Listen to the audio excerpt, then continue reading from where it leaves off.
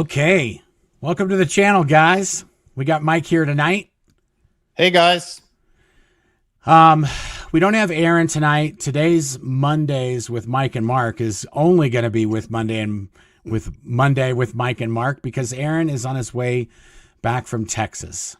And I'm sure Aaron will update all of you on his exciting adventures and what that was all about when the time is right.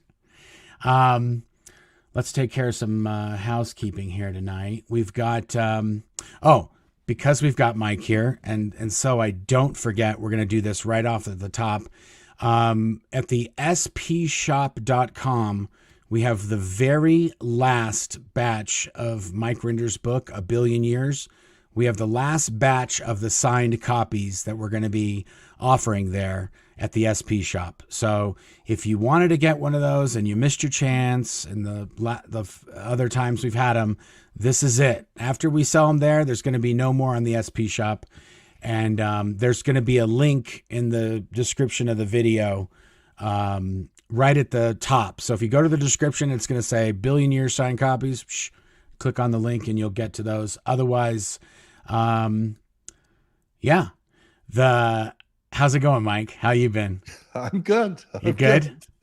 Yeah. As you know, I'm getting after everybody keeps nagging me, I'm getting myself up to speed to maybe start doing some YouTube videos myself, and maybe with Lily, we'll see. It's a work in progress. It is. Okay. I got to figure out how to get as technologically smart as you and Aaron.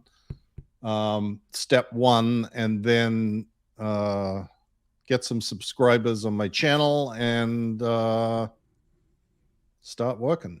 Awesome. I think you'll smash it. If you do end up doing it, I think you'll slay it. Perfect. Okay. Well, on my channel, we've been doing this series called the Scientology Spy Files, and almost one for one, all the spy files that I've covered have been about me. And since we didn't have Aaron tonight, and since I've been covering them, and I found a really, really good one that's about the internet. It's a Scientology spy file that only has to do with the internet. And it just so happens that Mike Rinder was very involved in this document. So I figured it'd be a perfect thing for us to cover tonight. And what we'll do is we'll go through this spy file with Mike. And then when we're done with that, we'll answer any Q&A or any questions that have come up. So once we, this is sort of like the normal thing that I do on my channel, is once we start answering questions, that's the cutoff for more questions, because otherwise we would never end, because you guys are always asking more questions and we can't answer all of them. But if we end at a certain point, we'll go for it. So Claire is in the chat and she's keeping track of all that good stuff. So hopefully she doesn't go too nuts. She's usually a little overzealous on the amount of questions she stars for us to answer. But we'll get to that when we get to that. So you ready, Mike? Yes, I am. Christy's just texting me, so I had to answer her. Oh, otherwise okay. I get in trouble. Oh yeah, I know how that is. Whew. Got to answer those texts. Claire and her conspire. Oh, I'm sure of it. I'm sure they're in cahoots, no doubt. Give their husbands a hard time. Okay, so let me get my document here, and we'll put it up. Hopefully this will... There we go. perfect. Okay, oh, look at that. Unfortunately, it's portrait, which is not my favorite, but that's how documents are. So I don't get to... let me see if there's a way to make it bigger with both of us. No, not really. Can you make it like half? Just do half of the first page? No. Okay. That's okay. It's okay. We'll just do it like... Yeah, we'll just do it like this without you at all. Oh, there you go. Okay, we'll do it like this. I can pick my nose while it's like that. Oh, that actually might be a little bit better. Let's just do it like that. I like that. Okay. Why don't you just keep rotating around the screen? Yeah. They say interesting. they say on YouTube, if you can change the screen as much as possible, like zoom in or switch angles, then that keeps the users engaged. So I'll just randomly click the layout button. Okay, so this document is from 18 February. It says 1007, but I'm pretty sure that's meant to be 2007. This was actually chiseled into marble originally in 1007. Sea Org members don't get a lot of sleep, so dates are usually a very commonly messed up thing in documents due to the lack of food and sleep on a regular basis. And the title of this document is the Internet Handling Program. So, yeah, I'll just let it speak. The information in this is actually very spot on as far as I could tell. We should probably just kind of rewind for just a second. Anything you do in Scientology that's a problem or that is a situation, if you want to do something about that problem or that situation, you have to write a program or a project, right, Mike? Yes, that's correct. Yeah. So you can't just be like, I'm going to handle this and just go willy-nilly start doing random things. You have to have an authorized plan of what to do. That's right.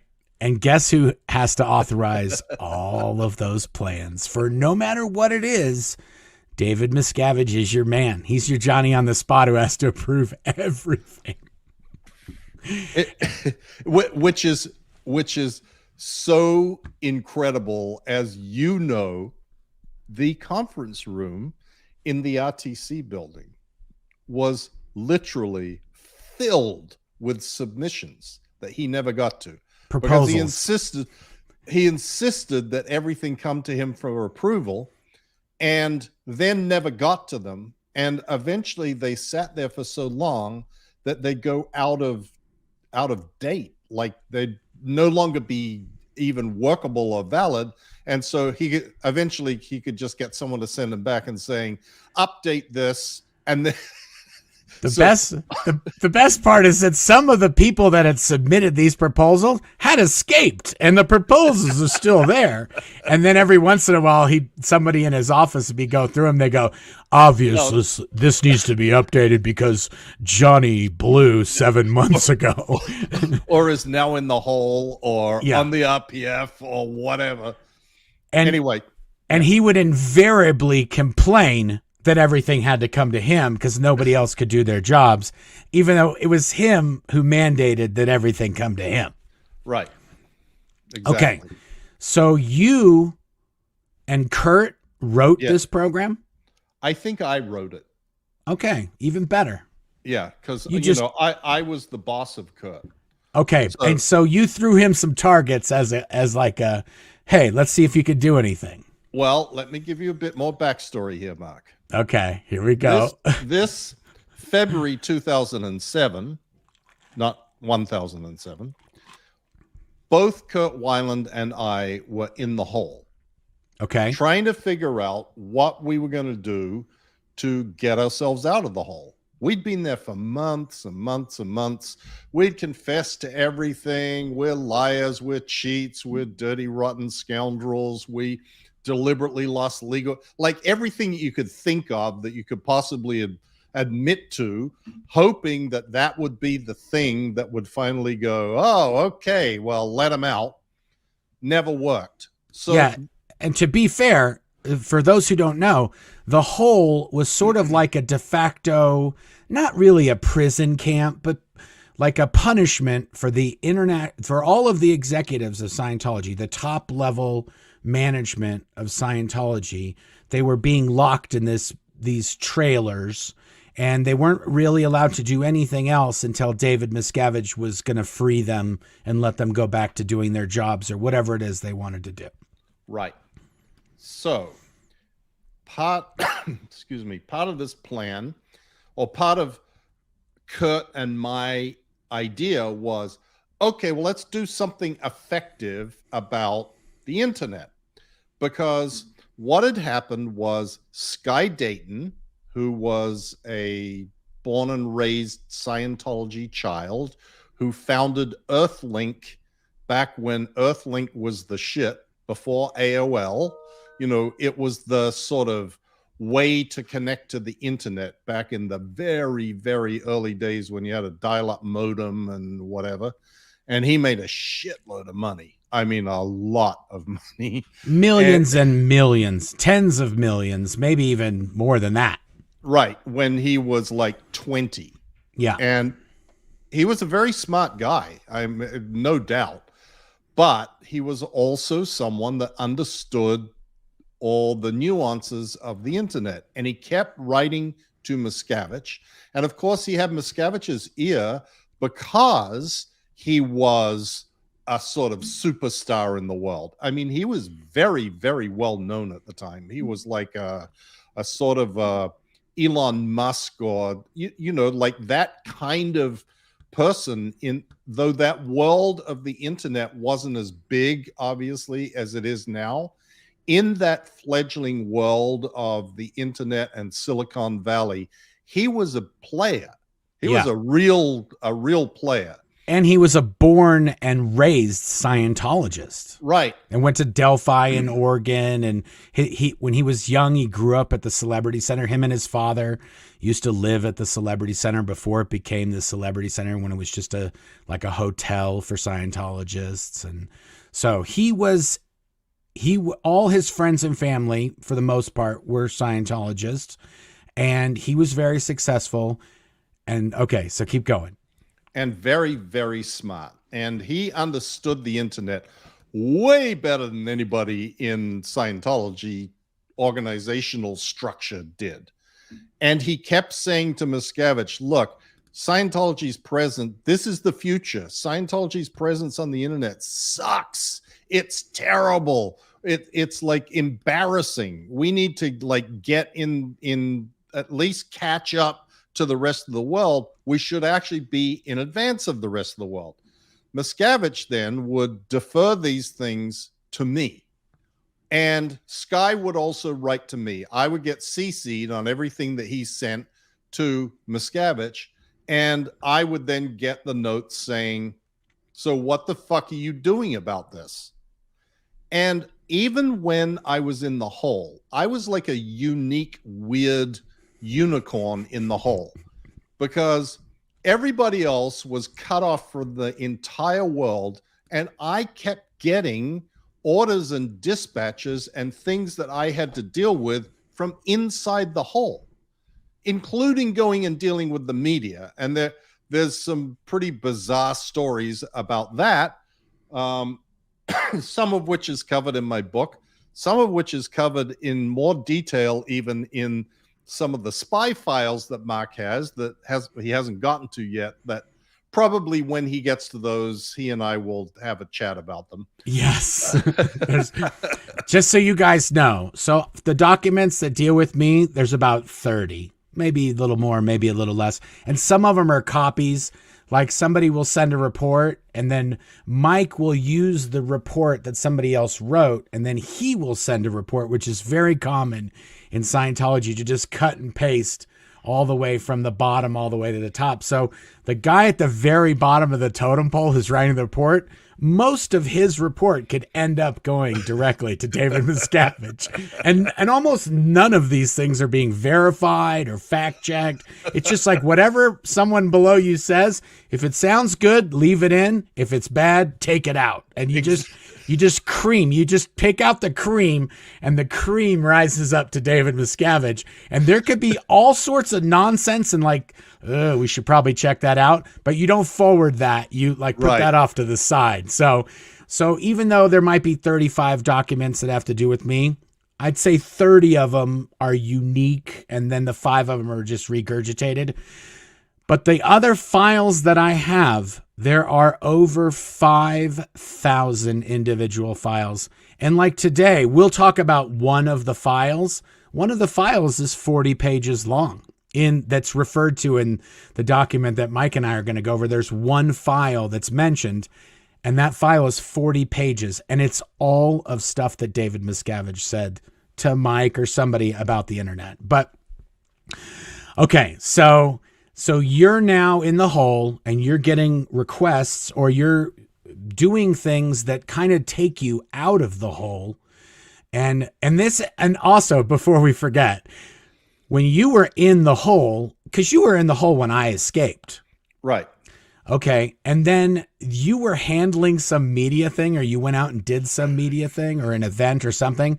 And somebody said, well, how could Mike Rinder be in the hole if he was handling, I saw him on this TV show or that. And I would say, oh yeah, Mike Rinder's full of shit. Like, we were digging in the shit. There was an irrigation pond that we were digging in, and we were taking the shit and getting it out of there. And Mike Rinder was grabbed and taken to go handle some media flap. So when he was talking about that, I'm not saying like he was full of shit. No, he was full of shit. Like, he had shit all over him when he went to go do that. So I was saying, that wasn't the irrigation pond, by the way. That was the sewage retention pond. Yeah. When I said irrigate, it was the aeration. I used the wrong word. It was the aeration. So all of the sewage from the international headquarters would get pumped out to these ponds, and it had a fountain in it, and it would just aerate the poo water. And then whatever didn't evaporate would settle, and then they'd let it dry, and then they'd use a dozer to dig it out.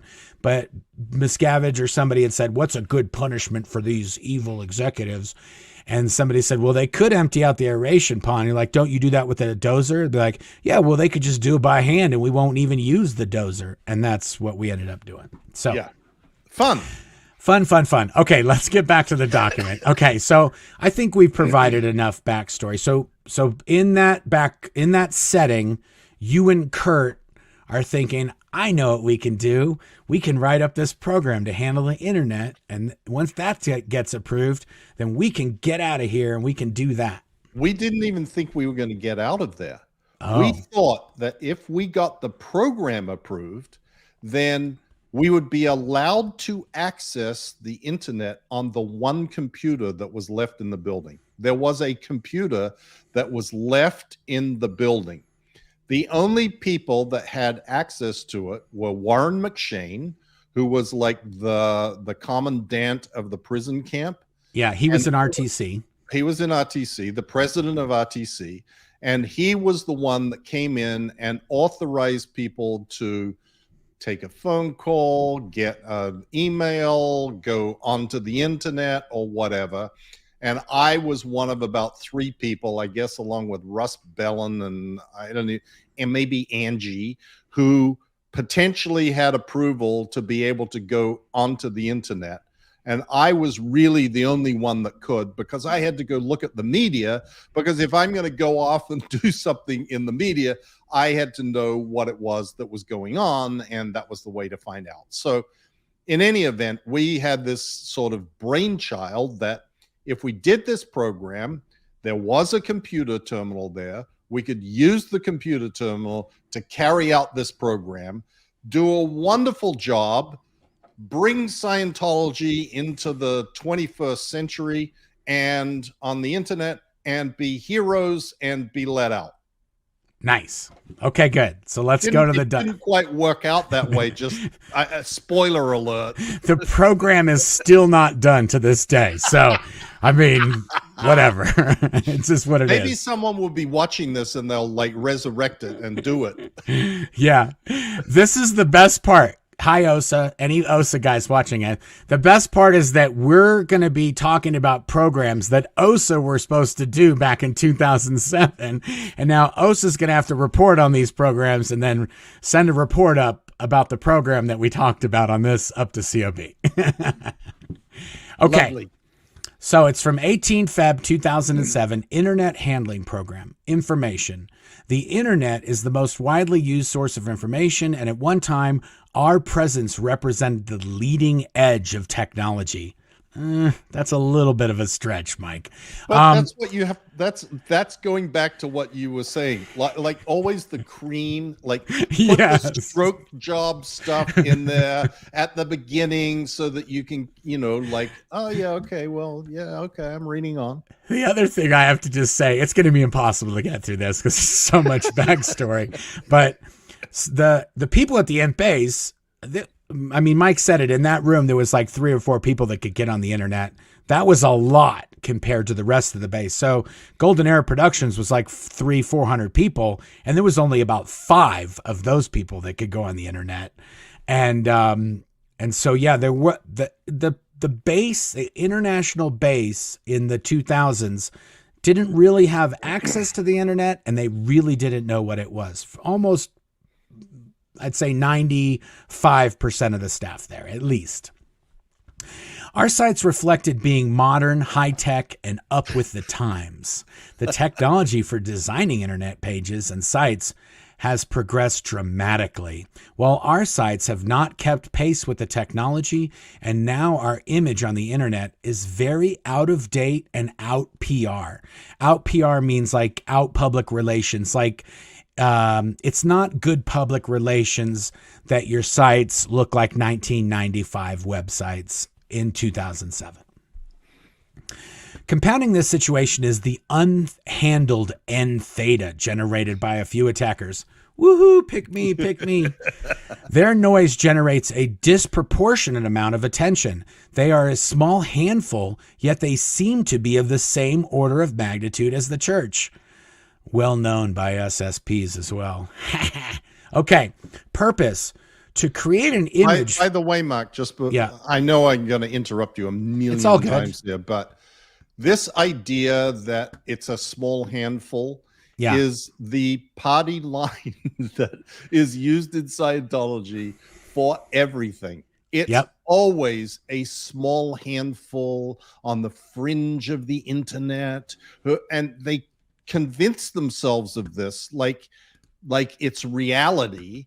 And therefore, it sort of makes it seem like, oh, well, this is going to be easy to accomplish because this is just a small handful that we have to overwhelm. And we have, tens of millions of Scientologists all over the world ready, willing, and able to leap into action and take care of this minor problem. Yeah, it is. I was trying a different document layout, but that's not going to work. Okay. Yeah. And they even still use that to this day. When they talk about us, they say it's just a small handful of apostates or ex-executives or people that we threw out years ago and blah, blah, blah, blah, blah. Okay. Purpose. To create an image for Scientology on the internet in keeping with having the only technology of the mind and life with websites that attract and keep a huge number of viewers, while the handful of detractors, and it says and pushed into oblivion, it should say are pushed into oblivion. Again, Mike, not a lot of sleep. Let's give him, he said and instead of are, whatever. We'll give him that. Okay. Major targets, and this is a standard sort of program, Scientology or Sea Organization program format, and this is the way all programs and projects from Sea Org members look like. They're always in this exact same format. Information, purpose, major targets, primary targets, and then operational targets. Purpose, major targets. 1, establish lines and resources to get ourselves on the cutting edge of the internet. 2, silence the detractors. There they lost in the ether. He spelled ether wrong too. Oh no, maybe that is the right way. Okay, primary targets. Take responsibility for getting this program done. MR. That's the other thing. When you write a program, you have to write targets for yourself usually. Get access to the internet. This is the best part. This is the guy that's going to handle the internet for Scientology. The second target is get access to the internet. Oh my God. Holy moly. Holy moly. Design the best car ever made. Target 2, get a pretty good car that I can drive around to test with. Okay. So I know what a car is. Find out what cars are. See if we can get our hands on a car. Get a PO approved to buy a car. Number 3, pull out any data from Sky Dayton or others on how to handle the internet. If anybody is like listening to this and realizing how unreal and completely disconnected from reality these things are? Yeah, that's exactly right. You're right. Yep. Number 4, and this is amazing. Get all COB traffic on the internet and study it. Okay, so COB is chairman of the board, David Miscavige. And traffic, I never realized this, but it's a weird word. Traffic is any dispatches or any writings that David Miscavige wrote to somebody on somebody that traveled from his office to their office in the form of a dispatch or a meeting or a transcript or anything. And whenever you're writing a program or you're doing anything on the base, the first thing you're supposed to do is gather up any COB traffic on that item. You can't handle something if you haven't read everything that David Miscavige said about it, because then you'll be leaving out something he said. And then, of course, David Miscavige will get really mad at you and be like, well, why didn't you say the thing I mentioned 4.5 years ago when I was talking to Sky Dayton? So you got to get all that together. Otherwise, your project is destined for failure.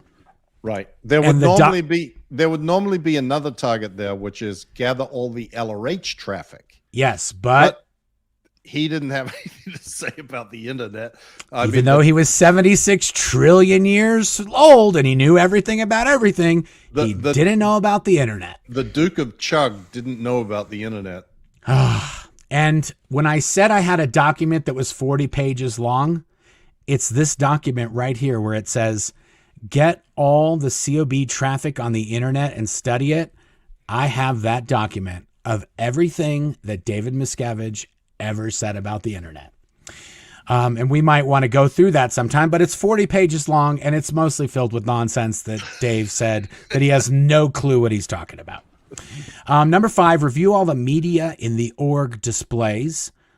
Are you talking about the displays that have all the printed panels when you go into an organization? Yeah, exactly. Okay.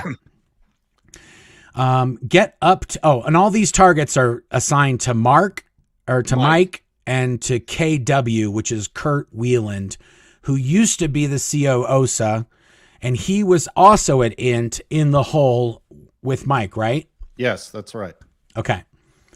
Number 6, get up-to-date WOG text on internet marketing and cull from it pertinent information that will help create the best possible sites. That's assigned to MR and KW. Now, before everybody bombards my YouTube channel, the comments, I understand that this word, the WOG word, is like a kind of a slur in some places, and Scientology use it in just as a regular word in common conversation, and it's actually used quite a bit now that I think of it. And I'm sorry if it's offensive to you. That's not the way I'm doing it. In Scientology, it is kind of offensive in Scientology too when you think about it. But it means the dummies that are not Scientologists. That's exactly right. It's how Scientologists. It's like Goy or Mudblood or Muggles or anything that's not Gentiles. Us. Yeah, Gentile. It's anyone who's not us. That's how they're referred to. Anyone. If you're not a Scientologist, you're a WOG. That's it, period. Everyone outside Scientology is a WOG. Okay, vital targets. Now we're getting into the good stuff. Don't Q&A with getting this program done. That means don't dally, don't question the answer like, oh, should we do this first or should we do that first? It just means just get the program done. Don't worry about anything else. Don't listen to quote unquote experts. Get the actual data. Apply Art Series 8. Okay. Oof. Okay. We're going back. We're going full screen for a minute here. Okay. This one is a little bit, we do have to give a little bit of context. L. Ron Hubbard wrote a bunch of documents that were called bulletins, Hubbard Communication Office Bulletins. He wrote several of those in the field of art. And they're numbered, Art Series 1, Art Series 2, and so on and so forth. And when it got to Art Series 8, Hubbard had this great idea. If you want to make a movie, and you want to make a really good movie, you should look at some other good movies. And you can't just make a good movie without knowing these other good movies. So you kind of use other good things that you like to produce this new thing that you want to make good. And they generally just apply that to anything and everything. So if you're going to set up an internet site that's really awesome, then you better find some other internet sites that are really awesome. And the ones they pick, so good. I don't know how Mike picked these sites, and we get to it, I'm totally going to ask him. Okay. So it says step number 3 is apply art series 8. Number 4, apply the quality flag order to achieve the top standard possible for the sites. And that's another thing in the Sea Org. So the HCO bulletins, all those are for all Scientologists. Flag orders are things that Hubbard wrote that are just for Sea Org members. So I guess there's one called quality, and we're supposed to apply that in this program here. Yeah. You always got to have some Hubbard reference to yeah. Oh, yeah. You can't write a program that doesn't refer to some Hubbard policy. Otherwise, it's like, what's this based on? What's this based on? And the thing that this one's based on have nothing to do with the internet in any way whatsoever, because Hubbard never talked about the internet. Okay. And even though I thought it was going to be deep, the first juice is in operating target number 1. Review award-winning sites on the internet and those that sell books and services, as well as Gillette Fusion, as the Gillette Fusion site, and find out who designed them. So not only are they going to find the award-winning sites that sell books and services, because that's what Scientology are trying to sell, but this Gillette Fusion site, these guys that sell these little shavers, they're doing something special over there. Oh my goodness. And you know what that's based on, Mark? What is it based on? Miscavige saw a fucking ad for the Gillette Fusion, which had just come out. Yeah. So I guarantee you, in that summary of all the traffic from there was one where he talked about it. There's a bunch of shit in there about the Gillette Fusion and how brilliant this marketing campaign was, and that we should have something like the Gillette. He's like, these guys are selling blades that cost a half a cent for $47,000 for a pack of 5. It's genius. What are they doing over there? Oh my God. Okay. So let's go back to the document. I've totally forgotten about the Gillette Fusion. I know. As soon as I saw it, I was like, oh, yeah, I cannot wait to give Mike a hard time about this.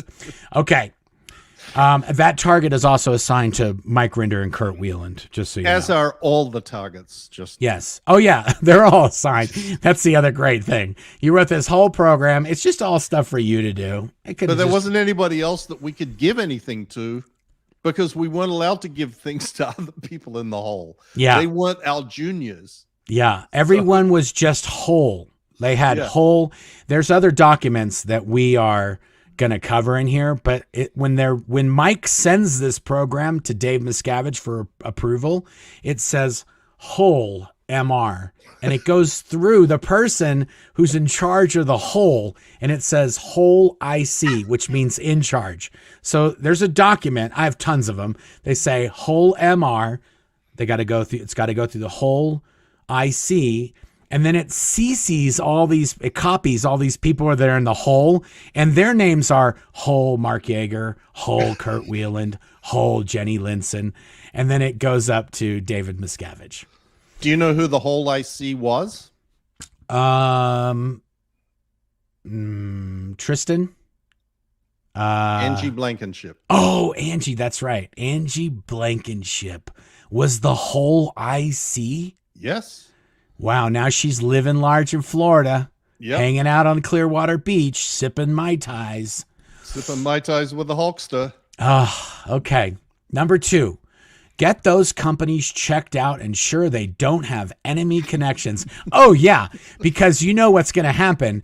That Gillette Fusion designer, oh, most definitely was an SP. Been declared an SP by Scientology for 15 years. Find out, oh man, you know that commercial we loved? Yeah, goddamn SP wrote it. So yeah, they got to make sure that they're not supporting any suppressives that have enemy connections when they're doing the project. And just so you know, the internet is filled with SPs, so we got to be careful.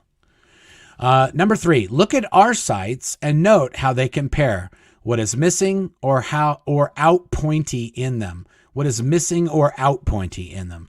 Okay, so out pointy just means things that don't make sense or things that are silly or incorrectly included or omitted or along those lines. Does that Right. seem fair, Yep. Mike? Okay. Yep, that's a good description. That's based on the Hubbard data series. Yeah. Oh, there's so much everything has endless backstory, guys. So I'm trying to rip through this. Right. Get the stats and data on what is effective about our current sites, what people visit and stick in, what is ineffective. And I'm not going to read who these are assigned to because, as Mike said, they're all assigned to him and Kurt. Find out how much companies charge to design sites. Work out what we want to accomplish with our sites. Number 7, list out the priority sites to be handled.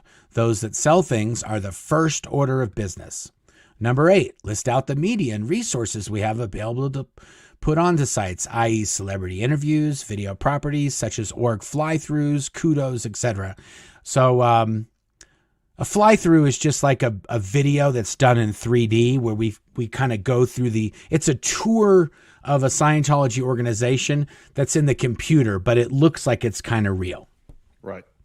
They were all the rage back then because this was the early years of the ideologue program when the hype was maximum about, oh my God, look at this. There's 74 orgs all over the planet, and this one's going to be done, and this one's going to be done.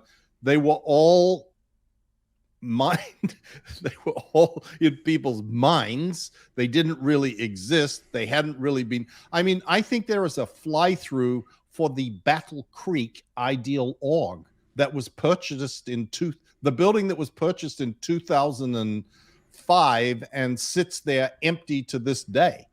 Well, you know what happened was we would design the sets for the films. We would design those in a computer and we would design them in 3D. And that's how we would figure out angles and stuff like that. And the lady who used to design the orgs was designing them on boards, on design boards with fabric samples and all this sort of thing. And at some point, Dave really liked the way we were designing the films and how we were designing the orgs in the films. So these weren't real Scientology organizations, but we were building them and shooting them like they were for the films. And then at some point, David Miscavige is like, why don't you just design the orgs in the computers? And then they started doing that. And once they started designing the Scientology organizations in the computer, then you could do one of these fly-through videos because they were in 3D.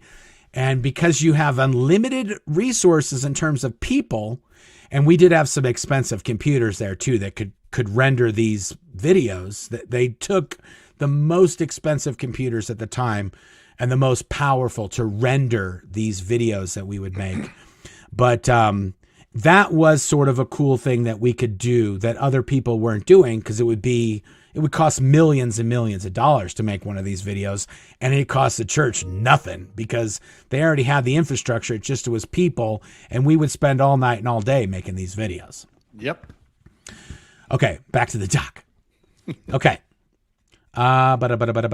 Number 9, gather together the data on any researchers in the church who are internet designers or who can use Flash programming. Oh boy, that's a program that was made by Adobe and was very popular in Scientology to make any sort of interactives or computer-based things They love them some Flash. Flash, by the way, is non-existent. It's still in use, but I don't think Adobe owns it. I think Samsung or the Harman Group, somebody bought it, and Adobe doesn't even have it anymore. Number 10, put together a briefing pack that can be sent out to the internet design companies to brief them on what we want on our sites. We couldn't go meet them. I know, you couldn't do anything. You had to make a package. Also, anyone getting one in the mail. Anyone getting one of these packages from Scientology be like, fuck, did these guys just crawl out of under a rock and put this together? Like, oh my goodness. Number 11. Get these sent out to the best candidates based on the research in the earlier targets. Number 12. Get in their proposals and bids. Select the best one and get a CSW approved on using them. Okay, so here we go. Okay, so a CSW is completed staff work. And basically, that's just a proposal in Scientology. Anyone who sends a proposal has to propose it to their senior and any other seniors above them that would have to approve this thing. And it has to have the situation, the data, and a solution. So the situation is our internet sites suck. And the data is these are the guys that can make them not suck. And the solution is give us a bucket of money to give to these people so they can make some sites that don't suck. Okay, so number 13, select the best one and get a CSW approved on using them. Concurrently, do the org board and full planning for establishing an in-house internet unit that will design and maintain our sites on the cutting edge. Okay, now this is a very key, this is sort of like a cover your ass target for Mike and Kurt here, because if they say, oh, we're going to spend this bucket of money on paying all these guys to do it, the first thing David Miscavige is going to say, oh yeah, that's what you guys always do. You just want to throw money the wogs. Hey, you want to go to the wogs. Go to the wogs. Give the wogs money. So you have to say in there, after we give the wogs a bunch of money, well, we're going to ask the wogs how to set up our own people so they can do this, so we don't have to keep on depending on the wogs to do the work for us, because we should be the top of the top, not the wogs. Okay. Concurrently, do the org board and planning. Number 15, get the data from OSA and in alignment with the data from Sky Dayton and other pros, write a program to optimize our sites and links/meta tags for the search engines, including how to structure the servers our sites are on, as everything on one server reduces the value of the sites in the eyes of the search engines. So we always have the top 10 sites on any search. Okay. Now, just so you know, Mark. Yes. I couldn't have written that if I tried. That is something that I lifted from something that Sky Dayton sent. Okay. I had no idea what all that meant. Like back then, it was like gobbledygook to me. Yeah, and I do know that early on, Scientology did have this idea that the more sites you had that linked to other sites, that the more the more search results, the higher your search results would be if you had, like, let's say if you had one website, blownforgood.com, and the only site that linked to it was the spshop.com, well, then Blown for Good's not going to get that high of a ranking in those search results compared to somebody who had 400 sites that all linked to each other that had the same kind of thing that we were talking about on Blown for Good. Right. Okay, that makes sense. Okay, so number 16, write a program to implement the handlings to establish this unit. So this is another common Scientology program thing, is within your program, have a whole bunch of steps to write a whole bunch of other programs that we can, like if you're like, well, this is a little weak. Okay, let's make a target to write a program about this and then beef that up. Yep. I love kind of revisiting this because it's just endless amounts of nonsense. Okay, this is the last page and then we can kind of wrap it up. 17, Send projects to OSA Int to execute and handle the current internet sources of N theta. Pick me, pick me. 18, get those projects executed to the result of the N theta sites and sources no longer impinging on the scene. Okay, this is the best part too. This is the best. Absolutely amazing. Because Scientology, they love to underestimate how long things are going to take. Production target. All targets done within 3 weeks. Okay, it's when was this written? It was 2007. Here we are. Is it 15? I don't know math. I grew up in a cult. Yeah, 15, 16. 16 years later, this program still isn't done, and half the people that were assigned the targets are gone. The only one left is Kurt, and I'm pretty sure he hasn't done any of these targets. Okay, so they so that is you guys this special treat today. We got a Scientology spy file, and we got the guy. Oh, I got to point this way. We got the guy that wrote the spy file right here. Okay, so what do you think, Mike? You think obviously they've done some stuff with their internet sites, for sure. Yeah, actually they've done a lot. Yeah. They have devoted a lot of time and effort to trying to make their sites attractive and full of and money too. Oh, fuck. That's what SUMP is.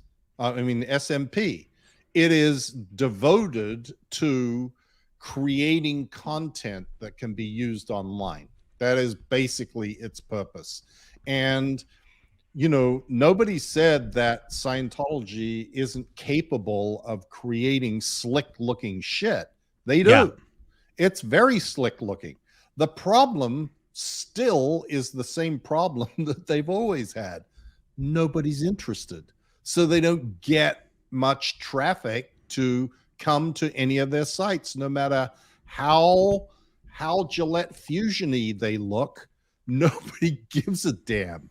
Everybody's moved on to the 5-blade razor. Nobody wants the Gillette Fusion anymore. No matter how good and slick and sexy looking the people are in the videos that they make, that are all actors that aren't real SEAL members or Scientologists or staff members, it just doesn't attract any audience. And the people that get the bigger audience than Scientology is the Aaron Smith Levin, Marc Headley YouTube channels. Wow. Let's not be modest here, Mike. Mike Rinder has a WordPress blog. He doesn't have really sophisticated. He doesn't have Sky Dayton. He doesn't have millions and millions of dollars worth of resources and designers and everything like that. Is it still true that your site gets more traffic than Scientology's website? Oh, absolutely, without doubt. Okay. Like by probably, when Alexa used to do rankings, yeah, they stopped for whatever reason. I don't know. It was actually a good thing. I used to be like in the United States, I would be like 40,000 or something, like ranked number 40,000 of all websites that people access in the United States. Yeah. Which never seemed good to me. It was always like, shit, that doesn't seem very good. Scientology was like 180,000. Yeah. Scientology.org, this website that had, and what's so funny about it is when you go to the analytics on Google of Scientology, they got 40 million linked sites. Yeah. Like the theory of linking sites to them was the ultimate objective. They've never stopped to this day. I know. And it doesn't mean anything to any Google. Google fixed that in the algorithm, like within a few years of starting Google. They made it so that's wasn't as important as a factor in the algorithm. Right. Still, it is true that if you have a bunch of traffic coming from other highly recognized sites on Google, that does factor into their Sure. their algorithms, blah, blah, blah, blah. But you can't just keep building your own bullshit sites and have them all linked and think that that's going to accomplish anything. So, that's the problem that Scientology has. They tried this campaign where they started saying, curious ? And nobody was. Yeah. And nobody is. And it never hit anything. The last successful media campaign was back in the Jeff Hawkins era. And that's true. A lot of people don't know that those ads that used to air on TV with the volcano exploding and they kind of pull out and then the book comes.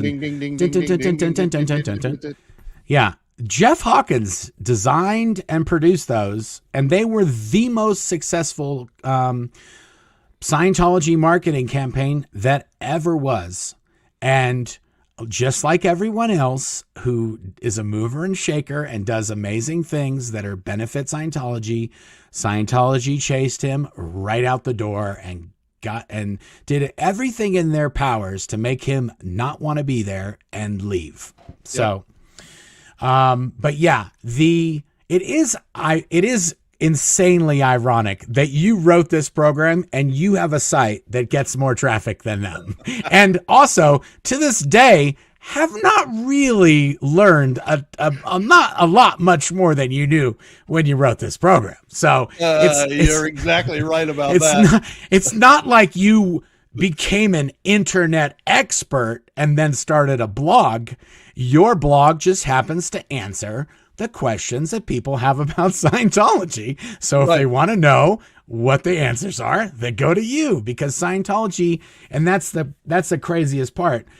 Scientology only answers the questions they want you to know the answers to. They don't answer the questions that people want to know. They answer the questions they want people to know. Right. So until they start being straight, it's never going to change, no matter how many blades their internet sites have. I do think when I saw the Gillette Fusion thing, I was like, wait, what? Am I reading this wrong? I even Googled Gillette Fusion to see if it was some other thing. I'm like, no, it's exactly what I thought it was. It's a multi-bladed razor. Okay. Mm-hmm. And I have bought a lot of Gillette Fusions in my time. but I do agree with you about one thing for sure, Mark. Yeah.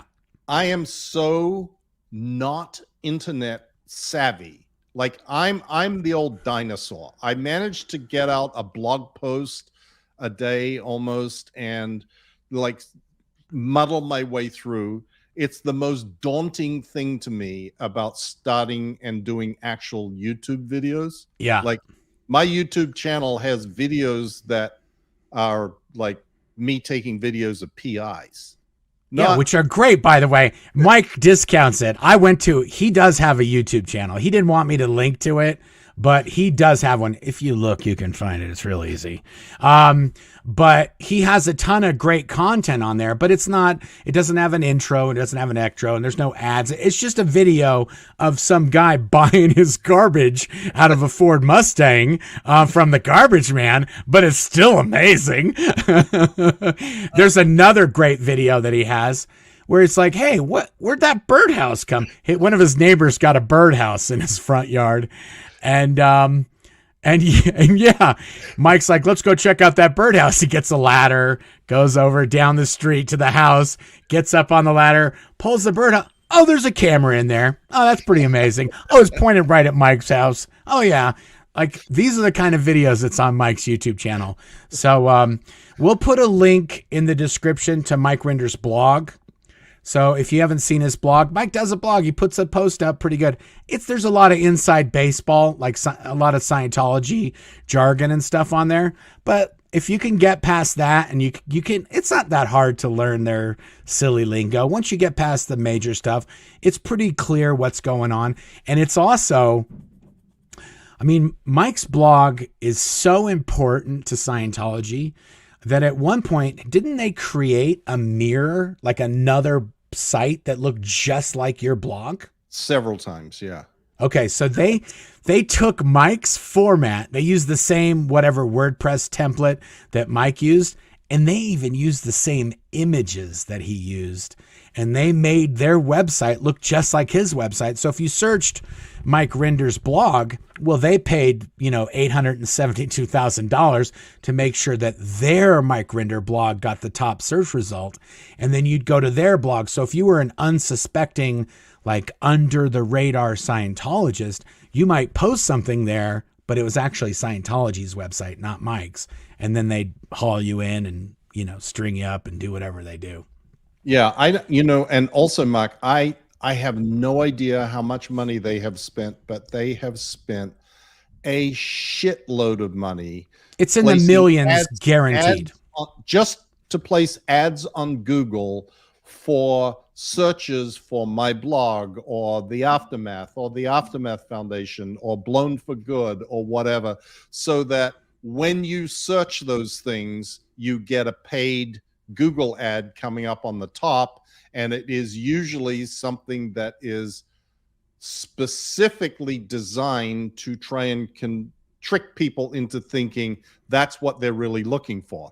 They're looking for the Blown for Good. So you find the ad that says, get the real story of Blown for Good, or yes, get the real story of Marc Headley, or hear what Marc Headley's friends and family have to say about him. Yes. Like that sort of shit. And I mean, that stuff is so, like with my book, they published like knockoff editions of my book with like titles like A Billion Years and then little letters underneath, a summary. Yes. And it's ridiculous. And and just so people don't think like, oh, this is something they used to do.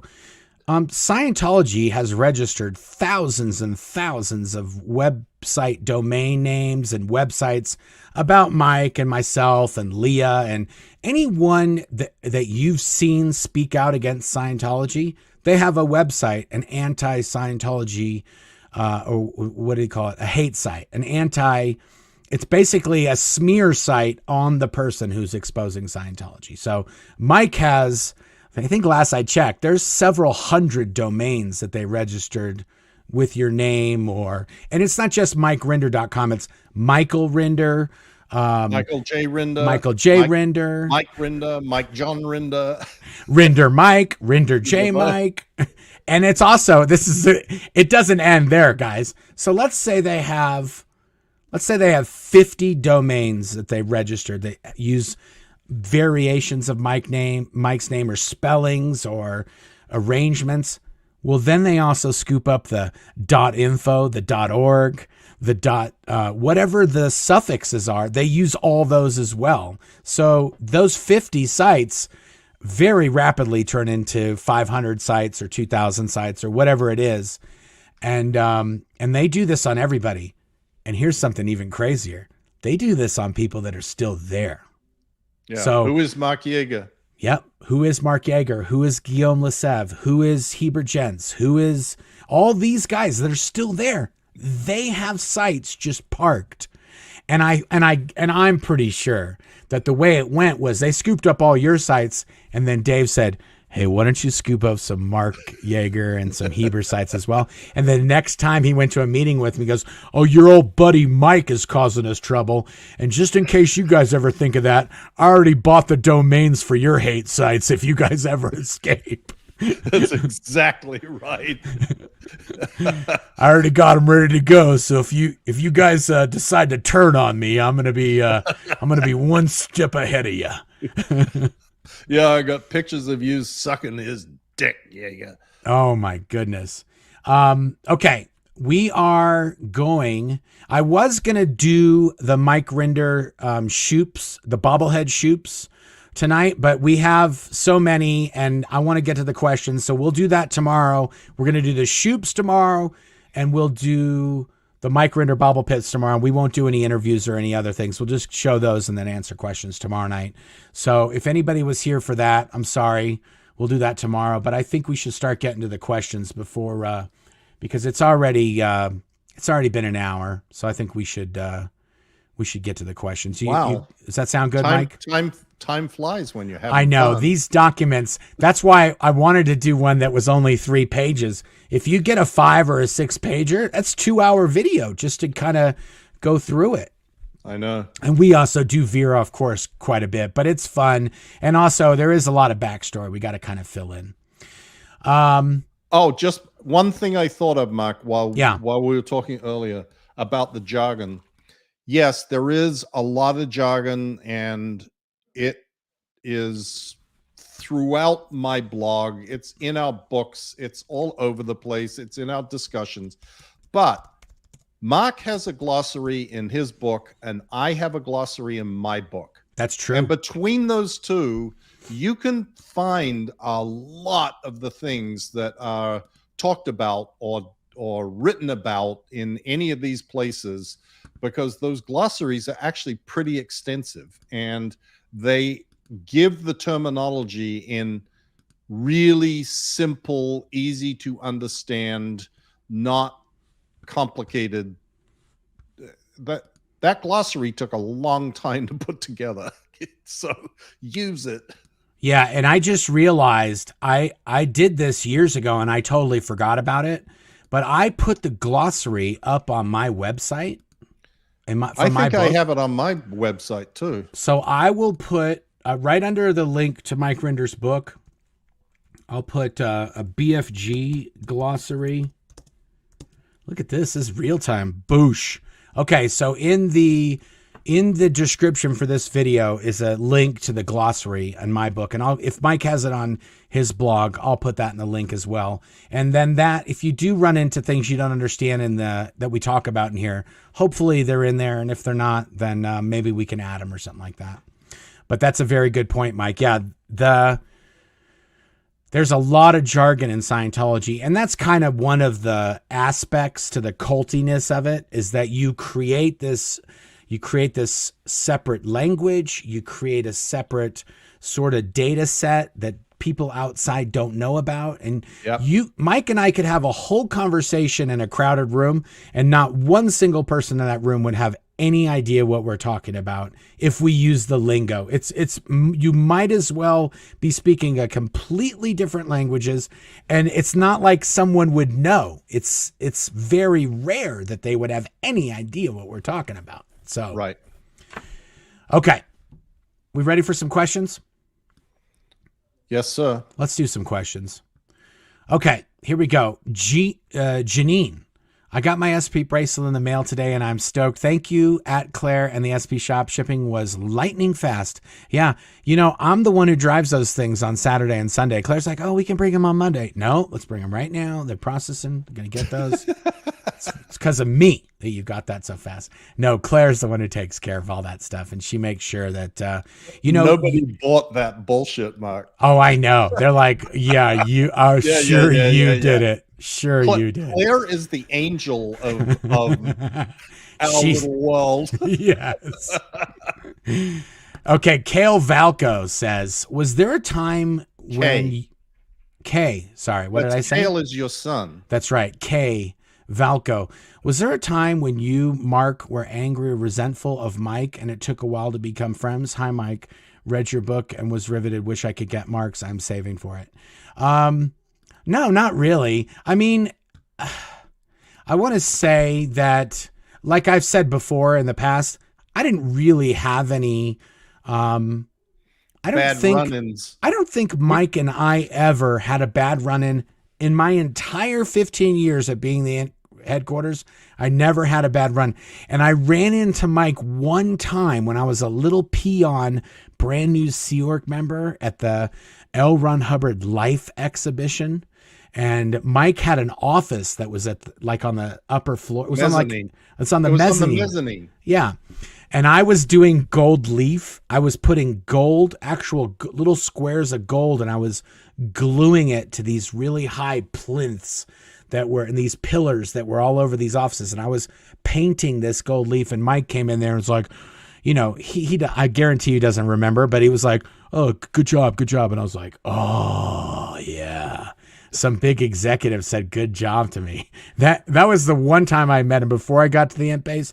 But then once I got to the Imp Base, we would work on events and stuff, and he'd need something for a script or research or something, and I'd go get it and bring it to him. But we were all on the receiving end of nonsense. So for the most part, I tried not to give other people nonsense because they're already up to their eyes and ears in it.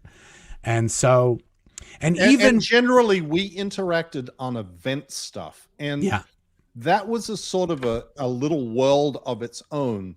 The people that were involved directly with those events were like, they each understood that everybody got shit. Yes. Like everybody was always on the edge and in trouble. And you didn't want to be a wise guy to one of the other people who was getting shit right then, because you knew that tomorrow the roles would be reversed. So everybody was kind of chill with one another that were on the events unit.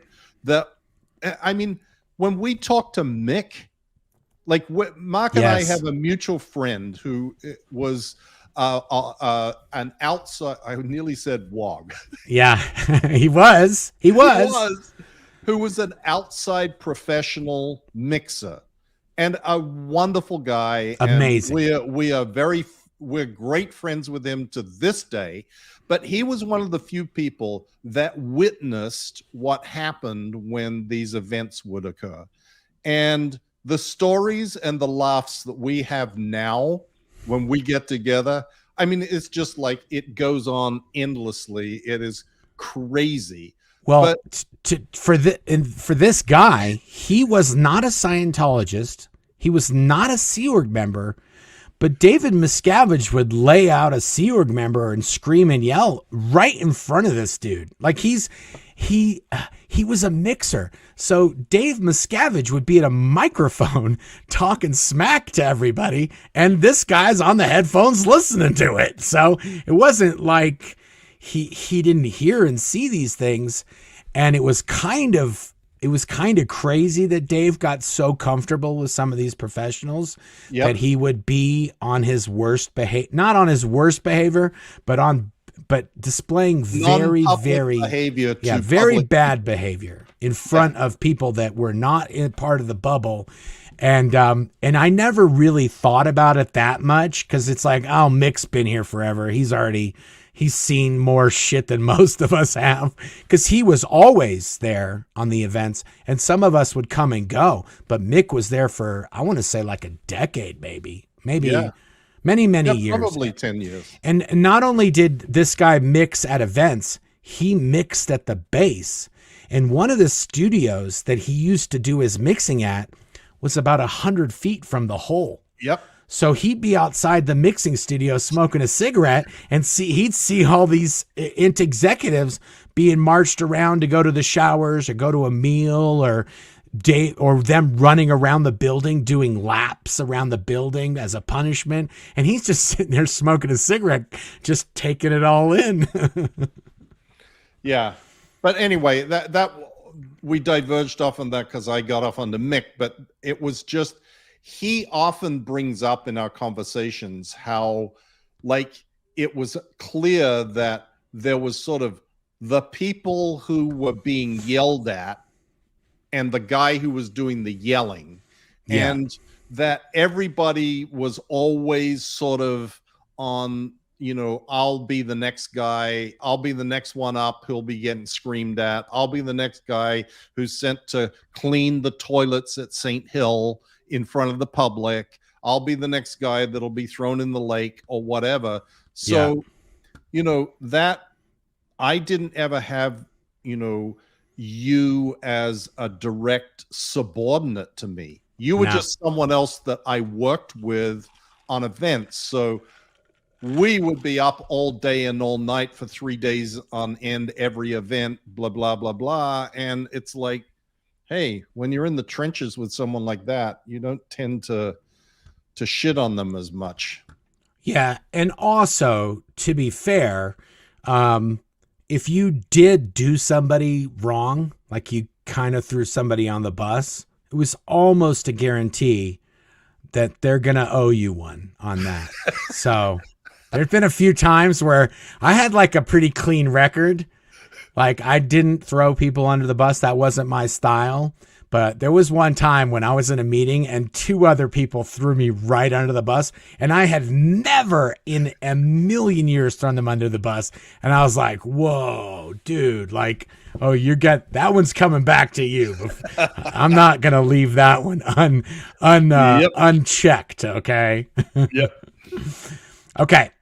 Exchange. Okay, I tried to get this girl to answer this. I'm not sure if she ever did, but whatever. I'll still answer it. Exchange. If Aeration felt fair exchange was such a big deal, how do current members deal the fact with they spend more than they get, so are always out exchange? I'm not sure I understand what that means, because we got $45 a week and we got paid $45 a week.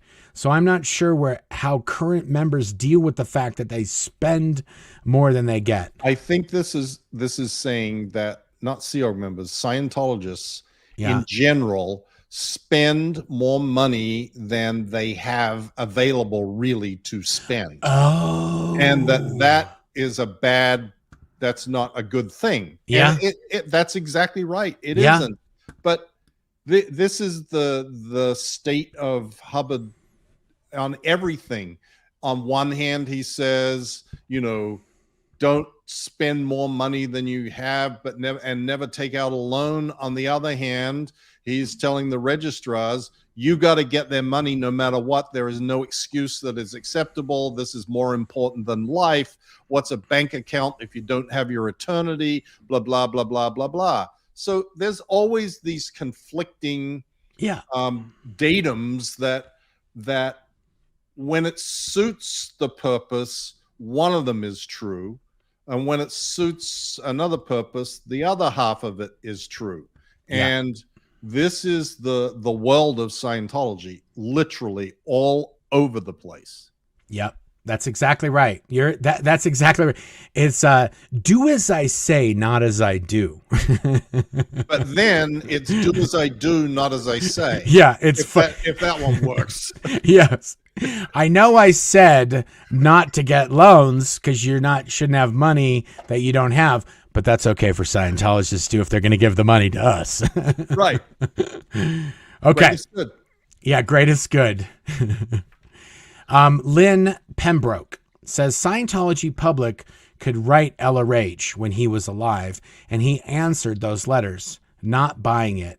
Who really answered those letters, and what was the point? Oh, Mike, you know this. God. This is so good. Are you going to... Yeah, I'm going to let you just go, because if you don't talk about Marge Habshide, then I'm going to be disappointed. But wasn't she one of the people that was... She came long. Okay. Originally, there was a unit aboard the Apollo called the Standing Order Number 1 Line Unit, or SO1 unit. Yes. The Standing Order Number 1 is all mail addressed to me shall be received by me, L. Ron Hubbard. Yes. So he had a bunch of people that sat in an office with typewriters, IBM Selectrics back then, who would get the letters that came in and answer them on his behalf. He never saw those letters. He didn't answer them. They had very specific, detailed instructions about how they were to respond. They were never to respond to N theta. They were only to use good roads, fair weather. They were only to offer blah, blah. They had all of these rules and regulations. The real reason that Hubbard said this, believe it or not, well, actually, you'll believe it, is that they did an analysis of where are sour letters. He called them sour SO1s coming from. Letters that complained about things. Letters that said Hubbard's a crackpot. There weren't many of those, but ones that questioned anything about what was going on in Scientology, or said that the org smells, or they don't have toilet paper, whatever it was that they were complaining about. And that was used to direct management to deal with those organizations because they were off source. They were not with Ron. And that was the actual main use of this SO1 line. And it was pushed hard from Hubbard down what he called the LRH communicator lines to insist that people write to Ron. And they'd get back these stupid little letters that, you know, usually they were 1 or 2 sentences signed Ron by the guys who were in the SO1 unit. And if there were no letters to Ron coming from an organization, that was the worst indicator of all. And that qualified for massive attention to find the SP in that organization, because they were not writing to Ron. Wow. I didn't know that. Yes, sirree, Bob. Wow. So that's why they originally formed it. But when somebody wrote to the SO number 1, when somebody wrote to L. Ron Hubbard, it went to this unit, they answered it. And then did they have an auto pen or a stamp, or how did they get the L. Ron Hubbard signature? Because they were all signed by L. Ron Hubbard. I know, but they would just sign Ron. I mean, I could do that for you right now. Oh, you could do that same Ron signature? Yeah, it's so easy. That's funny because when we were on the shoot crew, when I was on the shoot crew and running the film he never team, signed anything like that, by the way. He never signed like He Ron did not like that. sign Ron like that. He always did that L or H signature. LR, yeah, with the little, you know. The H crossing through them. Yeah, exactly. Yeah. That's how he signed everything by hand. And usually messily. He wasn't always super nice. Yeah, it was just sloppy. Yeah. So when we were on the shoot until crew, he started signing things just hashtag. Yeah. Or asterisk. Yeah. Whatever it was. When it was illegal for him to sign things, he just signed. It was literally hashtag. That was his signature. Hashtag. Actually, that was Annie. He was star. He was asterisk. Asterisk. That's the one. Nice. Just asterisk. So when we were on the shoot crew, sometimes we would do these things called quote videos, where we would have to make a video of an L. Ron Hubbard lecture that had been excerpted. So it's just like a 5-minute little quote. And we would take that. And I was the one who was in charge of doing this for many years. I would pick the quote. And then in a lot of cases, I would write the script. And believe it or not, in these documents are scripts that I wrote for quote videos that Mike Rinder had to approve, or he had to tweak, or he had to look at them as an approval thing. I found them in there. I was like, oh my gosh, a script that I wrote. But when we would do those, a very common convention that we would use is we would go over L. Ron Hubbard's shoulder, him writing the document. Well, we're shooting these videos 20 years after the old dude's croaked. So we had to find somebody who looked like him, but they could also write like him. And one of the cameramen on the main unit film team, his name was Marcus Swanson. He was a real big dude, and he had red hair, and he looked like L. Ron Hubbard looked like. And red hairy arms. And he looked like L. Ron Hubbard would have looked like when he was that age, when he was delivering these lectures. And he could write exactly like L. Ron Hubbard could. So he could write in L. Ron Hubbard's exact handwriting. And we also had a props guy, the properties, the guy who would make the documents that this guy would write. Well, we had that guy could also, he was a short Weasley guy named Larry Lester. We used to call him Lester the Molester. And Larry Lester, was he from New Zealand? No, from Perth. He was from Australia. I recruited him originally for the Sea Org. No, you didn't. Yes, sir. Anyway, so Larry Lester could also write exactly like L. Ron Hubbard. And every once in a while, he'd be writing a document or something. I'd be like, hey, could you hook me up with a commendation or something, from the old man? Could you I'll get something and I'll just say like, oh, I found this from when I was a kid. I had written to L. Ron Hubbard and he wrote me back. No, but these guys could write just like it. I don't know how we got that far into the weeds, but we got to get back to some of these questions. Naomi again. Mark, are the other 5 people that you had to run around the base with and sleep in tents with, are they still in or have they blown? You know, most of those people, it was 5 people to start with that we were sleeping out in tents, and then it became the whole film crew. And I want to say probably about 80% of those people have escaped or left or got kicked out or aren't there anymore. Were you in the tents before I was in the tents? Yeah, we were the original tents when we were doing the TR1 film, and we didn't do a crane shot exactly how L. Ron Hubbard had detailed out. We were supposed to do the shot, and so Dave got really pissed and it was about 5 or 6 of us, maybe 7 of us that had to sleep in tents.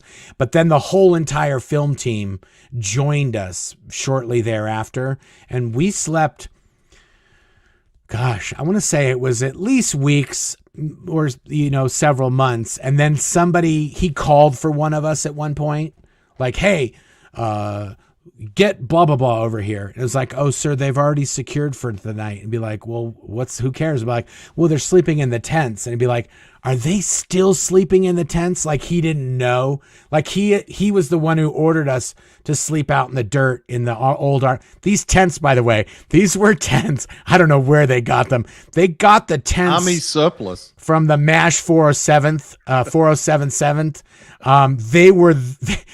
They were Vietnam era army tents that we had to sleep in. They had no floors. We used trash bags as like something to sleep on because we didn't have sleeping bags or anything. Well, we were in pup tents. When you say pup, like little 2-man. Oh, we didn't even have those. We had had like the tents that were like if you were going to set up an operating room in the middle of the jungle. So it was one tent that could sleep like 20 people, and there was a men's tent. And then because they didn't have one of those that was small and there was only like 5 or 6 girls, the girls got like these brand new tents from REI or wherever they went out and got some tents around. And the dudes, but we had to set up the tent and break the tent every single day. We were not allowed to leave the tent set up because people would see them from the highway and it would be out PR. So we had to strike the tents every morning. Well, we didn't because there was only 5 of us: me, Guillaume, Wendell, Yeager, and Heber, I think. Anyway, we had little pup tents, and we had to set them up in those trees that were right next to the Purif by the running program. Oh, yeah. So there's no way you could see those from the highway. You couldn't see those from the road. Yeah. But you know what happened? Somebody got a drone. No. Oh. Dave had the sprinklers turned on in the middle of the night. Oh, yeah. They did that to us, too. The first night we slept in the tents, you know when you drive from the Cine Castle and you're going to drive over to MCI and that road that curves all the way around? Yeah. Well, we had been sleeping way out there in the grass somewhere, and 2:00 in the morning they turned the sprinklers on while we were sleeping on top of. This was the first night, so we didn't have sleeping bags. We didn't have anything. I think they actually gave us trash bags to use as our blankets, and we were sleeping in these trash bags, and not like hefty bags, like the thinnest, like the cheapest possible trash bag that you can order on a roll of like 25,000 from Cisco, and you could see through them. They're so thin. Those were the ones we had. I remember it like it was yesterday. And when they turned those sprinklers on, I was like, oh, you done me dirty. You done me dirty, Dave. Oh, we were going to get like 5 hours of sleep. No, you're not. You're going to get 2 hours of sleep. Yeah, if you're lucky. Oh, the good old days, Mike. The good old days. Oh, I long to be back. It's no good that DM thinks he pursues the policy of truth when he really is the violator. I'm waiting for the night to enjoy the silence of his organization dying. It's only a question of time. Now, for those of you who did not get it, that entire paragraph is made up with Depeche Mode song titles that this person put together. So thank you for that, the Trips Captain. There's 1, 2, 3, 4, 5, 6 different Depeche Mode songs in there. Okay. Clearwater Chad. Greetings from Clearwater, Florida. Thank you, Clearwater Chad. I think Clearwater Chad is a persona created in response to Tampa Brad. Yes. And if I told him, if somebody starts a Clearwater Chat, if you chat, I'll always put your question up. And he has not failed to try to get a question up every time I've done a question. Well, that wasn't a question. Yeah, just a comment. Stephen Britton says Australians tend to talk really fast. How difficult was it for you to slow down your voice for your audiobook, Mike? Not difficult at all. I have always been accused of speaking way too slowly. Miscavige used to give me shit. I was just going to say, it's like, oh my God, can you tell us already? Fuck up. Come on, let's get moving. What are you, the DNA of a retarded sloth?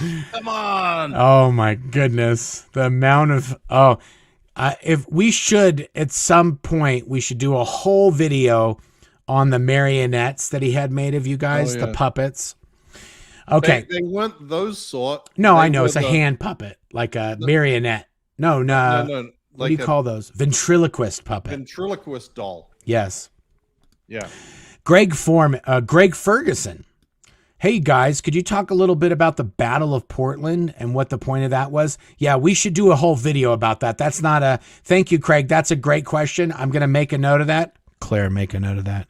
And we will talk about the Battle of Portland. Just one quick comment about that, by the way.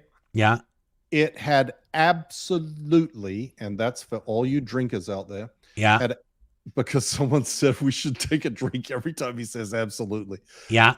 It had absolutely nothing to do with the IAS. The idea that the winning tradition of the IAS was born in Portland is a complete fable. And also, they ended up paying all that money in the end anyway. well, no, it's because the IAS was created to keep money outside of the United States from the IRS. Yeah. And so there was no money that was given to the IAS that was brought into the United States to fund the Portland Crusade. It just never more happened. Scams. Okay, we will bring that up. We will do a deep dive into that at some point. That could be a great video for Mike's new YouTube channel. Since Dave isn't really with Shelly anymore, why does he still wear his wedding ring? Would Dave ever force Shelly to get rid of a pregnancy? I think we're past. I think that ship has sailed. But she's 60. Yeah, she's 60 years old, folks. I think it might be a medical mirror. If she did get pregnant, they should let her keep the baby just to see what happens. The Virgin Shelley. Yeah, so sorry about that.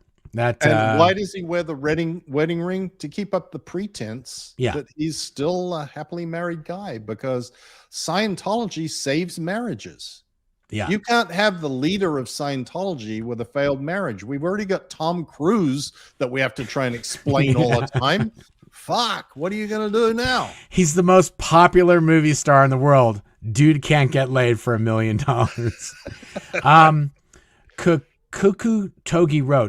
Kakutogi Road. Could you please explain the Sea Org bonus system more? There's not much of a bonus system in the Sea Org. It's hard to imagine Debbie Cook running Flag for only $50 a week. Who typically got bonuses? Well, first of all, Debbie Cook was a very high executive that used to be the captain of the Flag Service Organization, which is the big place in Florida. And I'm not sure about that, Mike. You can say from your experience, from my experience, I might have gotten like 4 or 5 bonuses in my entire Sea Org career, and they were like $100 to $200 each time. Me too. But oh, really? Oh, it was like that an int as well? Yeah, absolutely. Okay, so for the most part, you just got your $50. Right. There was some period apparently when I wasn't there that people were they had some bonus system that was actually giving them $100 or $200 a week, but I was never there for that, and it didn't last for long. Nah, the place where people got bonuses was if they were a registrar, particularly an IAS registrar. So a registrar is somebody who takes money from public for Scientology services. Also, commonly referred to in Scientology as a reg. It's basically just a Scientology salesman. Right. And the executives of the flag service organization did get bonuses when they made, $2 million a week. They may get, $250. I don't even know. Yeah, the executives. So Debbie may have made $250 a week when their GI was up and over $2 million. GI is gross income. Yeah. Yeah, thanks. So there were some people, and the other people that made a lot of money were people who sold books, because there is an L. Ron Hubbard policy that dictates anybody who sells a book gets a commission on the sale of the book. So the guy who was assigned as the bookstore officer made a lot of money. And I mean, some of them were making thousands, 2,000, a week, serious money a week. And then there were the people that sold copies of The Way to Happiness, like Dick Story. Oh, it's so funny. That was the exact person I was going to tell a story about. Okay, keep going. Because the Hubbard policy says you have to pay a commission on book sales, and that was an L. Ron Hubbard book, and they sold bundles of 10 or 20 and got people to donate I'm going to give $1,000 for this, and I'm going to da-da-da-da-da-da. Dick Story drove a Maserati or something. That's exactly what I was going to say. So when I first joined the Sea Org, Dick Story worked at Able. He was a reg at Able, and Able didn't sell anything or do anything except for raise funds for the Scientology front groups, so Applied Scholastics, Way to Happiness, Narconon, and Criminon. And Dick Story would reg $100,000 a week, every week, sometimes 50, sometimes. The largest that I know of when I was there is he got $300,000 from a single person, and it was Kirstie Alley, and she came there to deliver the check. And she parked her Jeep on the street, and she walked all the way from Ivar, down Ivar and across Hollywood Boulevard and into the HGB barefoot on Hollywood Boulevard, which I always just remembered, because when she walked into Able, we had these white marble tiles in the reception of Able, and when she walked in, she left black footprints on the tiles because her feet were so filthy from walking on Hollywood Boulevard. And I always thought, oh, that's so not good. You cannot go barefoot on Hollywood. There's so many things that you would never want to step in on Hollywood Boulevard. Anyway, but she gave $300,000, and Dick Story got a commission. He would get his reg commission on that, which I don't remember what it was, but it was either 2.5% or 5%. It was some small amount, but on $300K, it's like, are you kidding me? Yep. And I also remember there was times at Golden Era Productions when specifically Lisa Marie Presley gave large amounts of money. So if you bought a Dianetics video from Golden Era Productions, if you bought one, it was like $19.95 for a Dianetics video, a how-to video, VHS. But if you bought 50, it was like $17.95, and if you bought 100, it was $15, and so on and so forth. Well, Lisa Marie, she gave I can't remember what it was. It was enough money to have a copy of the Dynamics how-to video in every single library in all of the United States. And when she did that, she didn't get a discount. Even if you buy 50, you get a discount. If you buy 47,000, there's no discount. And of course the reg, because if there was a discount, that's where the reg commission would go. The discount goes down so she didn't get a discount. And I remember whoever that reg was, they got crucified for Dave when he found out that she paid that much money, and then blah, blah, blah, blah, blah. Anyway, but yeah, so that's how Sea Org members got money. But yeah, Dick Story, to bring it back home, at Able, there was 20 staff Sea Org members at Able. And I think 3 of them had cars. Rena Weinberg had a car that she shared with her husband. This guy named Joe Francis, who was the DED for something or other, or over one of the something.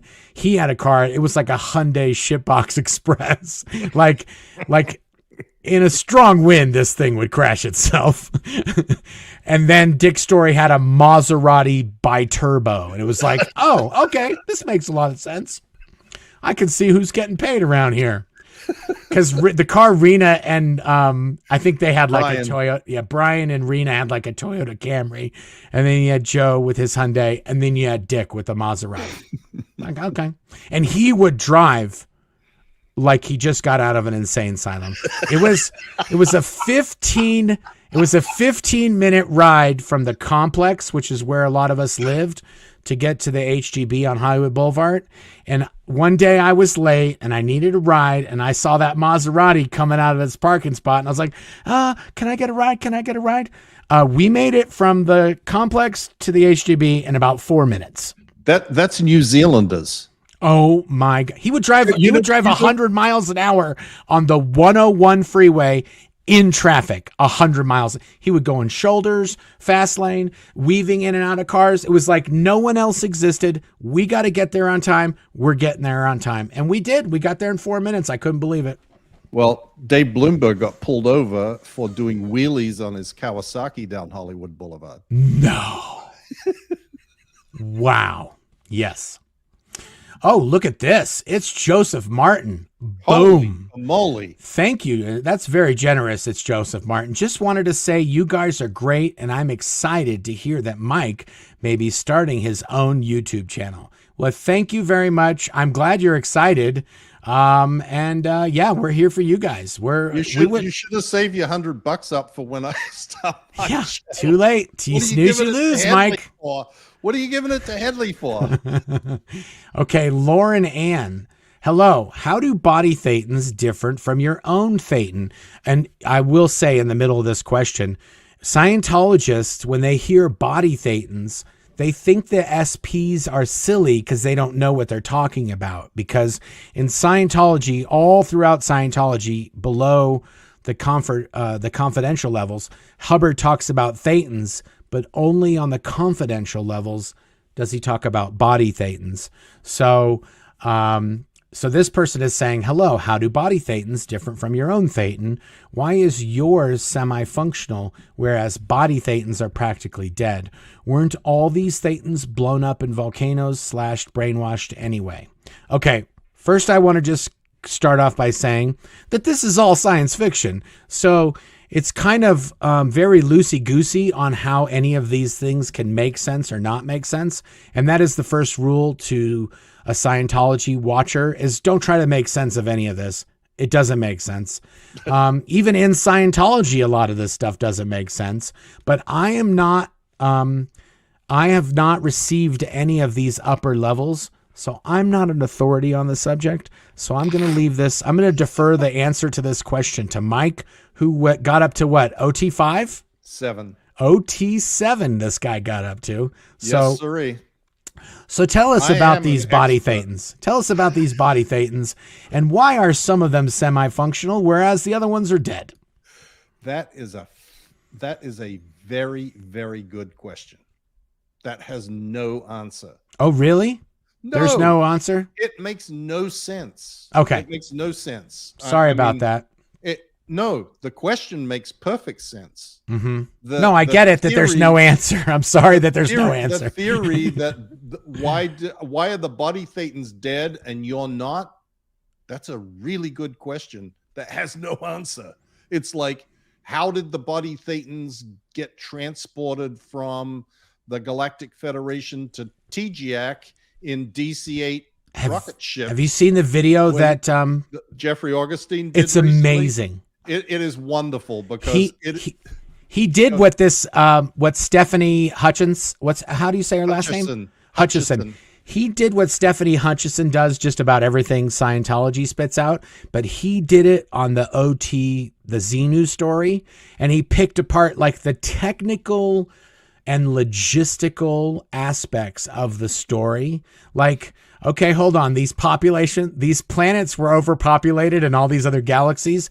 So they just happened to bring trillions of Thetans over here. And of course, it's so funny too, to hear Jeffrey Augustine talking about it. So like, okay, so how many Thetans can you fit on one plane? Okay, so you can fit this many. A common plane seats about 170 people. So let's divide 76 trillion by 130. And it literally would have been a planet's worth of DC-8s. Like, we're talking about millions of planes that would have to fly to Earth.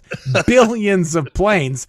And how do these planes enter Earth's atmosphere? And how do they leave their own atmosphere? Because their planets were much, much bigger than Earth. And you've got this, I don't know what it's called, but when you leave the planet's gravitation, you have to have so much thrust per pound and all these. Would shut it to pieces. Yeah. Anyway, but there's a more fundamental question, even, which is these Thetans that were transported in these DC-8s were supposedly frozen in glycol. Oh, that's right. Yeah. Now, it's just like antifreeze.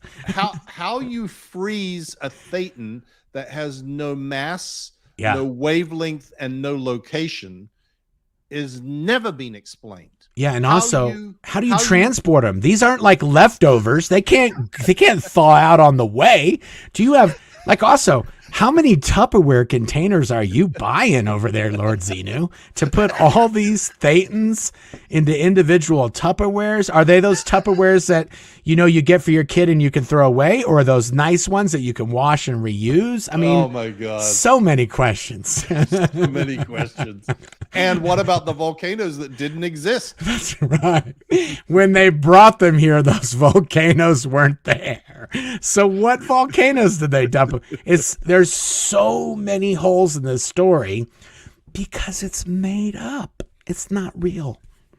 Yep. And if we do have all these body Thetans, my body Thetans are throwing a party right now because I'm just leaving them alone. Okay, I'm not even messing with them. Okay, let's go to the next one. Rosemary says, just rewatch Scientology in the Aftermath. Matter now. What can we do to stop them? We're working on it. We're working on it, Rosemary. We're working on it. Half the battle is just knowing about it. If more people can get inoculated, that'll pretty much help get rid of them. Katie O'Regan. Katie O'Regan says, there's a castle owned by a Scientology family near my hometown. Marilyn Manson married there. Do either of you know anything about the Hellwines? Oh, yes. Yeah. I know all about these guys. These are the guys that have that castle in England, right? It's like a touristy castle. No, there's two different things. I'm not sure where. That's John Mappin. That's John Mappin. Yes. Who my blog is about tomorrow, by the way. No. Yes. Gottfried Helmwein and his wife. He is a fairly well-known artist in Germany. He has a castle in, I think, Ireland. I think that's where it is. And he was, for a time, a sort of important cog in the anti-German government campaign run by Scientology, run really by Kurt. Yeah. Kurt Weiland ran that campaign. And Gottfried was also the person, he had a house in Clearwater, and there was this incident that happened when Mark Bunker went there to film outside his house, and some guy came out with a hammer and smashed his camera. There's a lot of Helmwein stories, and I don't really know them all that well. But yeah, I don't know where the castle is either. I think it's Ireland. Huh. Okay. He's still a Scientologist as far as I know. One of his kids at least was in the Sea Org. Wow. Flag. Okay. The Gambler says, if DM was number 1 and Mike and Marty were 2A and 2B in the ranking, where did Claire rank? Did you have to salute Claire when you came home? No, I only had to call Claire. And to be fair, I think for a lot of time, Claire was higher than Mike. I want to say when she was in RTC and Mike was in the CMO International or Watchdog Committee or however she was even above Mike. So Mike would have to call her Mr. Headley as well. Yes, absolutely correct. I mean, there's sort of this weird thing that happened with me, which was anybody that wasn't directly involved in external affairs. So that meant Miscavige, Marty, Mike Sutter, and Lyman basically were the people who had involvement in external affairs. Really couldn't tell me to do anything, even though I was technically junior to anybody who was in RTC. There was nobody else in RTC other than those people. Dave was de facto your boss, even though on paper he wasn't. In reality, he was. And that was the case for many of us. Like I was in Golden Era Productions, but there was nobody in CMO Int that would really try to tell me something to do if Dave had already given me 100 things to do. If I did that one thing for that person, and then Dave said, "Hey, are you working on the 100 things?" And I said, "Oh no, Mark Yeager told me to do this." That would be the last time Mark Yeager would ever be able to tell me to do. So in most cases, they just wouldn't tell you to do anything. Mark Yeager would be assigned to the swamp. Yes, which he was. So there you go. But I didn't have to salute Claire when I was at home. When we got home, she was my wife, and she wasn't Mr. Headley anymore. But we didn't spend a lot of time at home. So for the most part, she was Mr. Headley. Okay, Jason Polychron says, it seems everyone eventually falls out of favor with Dave Miscavige and gets banished, except Monique Yingling and TC. Why? Thoughts? Okay, I'll let you answer that one, Mike, since you know you've dealt with those people a lot more than I have necessarily. Okay, well, they're not Sea Org members either.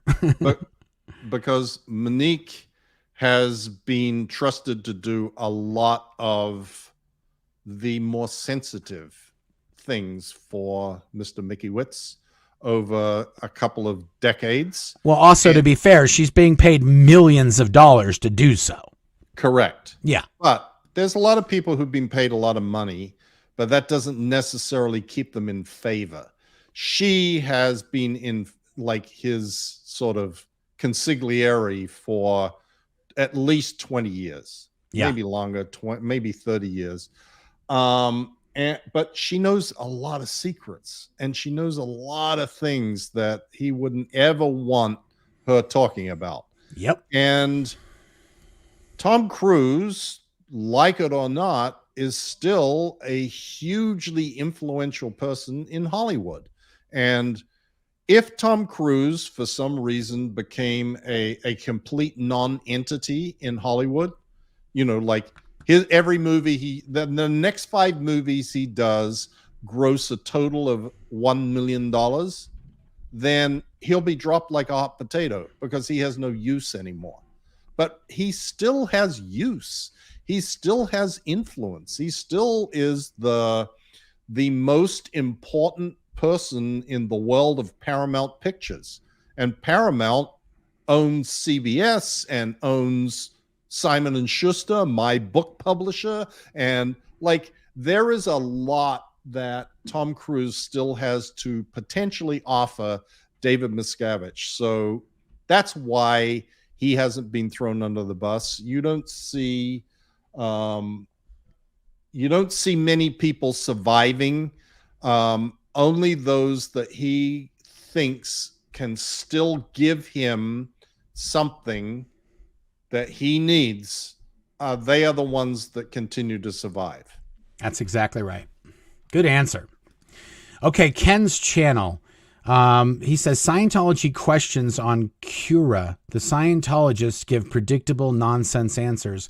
Brings me so much joy to debunk the nonsense and gets blocked. Yeah, they do have they have silly questions on there with many silly answers. Touchstone says, given all the current lawsuits, downstats, equivalency to Satanism, etc., is DM required to answer to anyone what he has done to pull it in? Nope.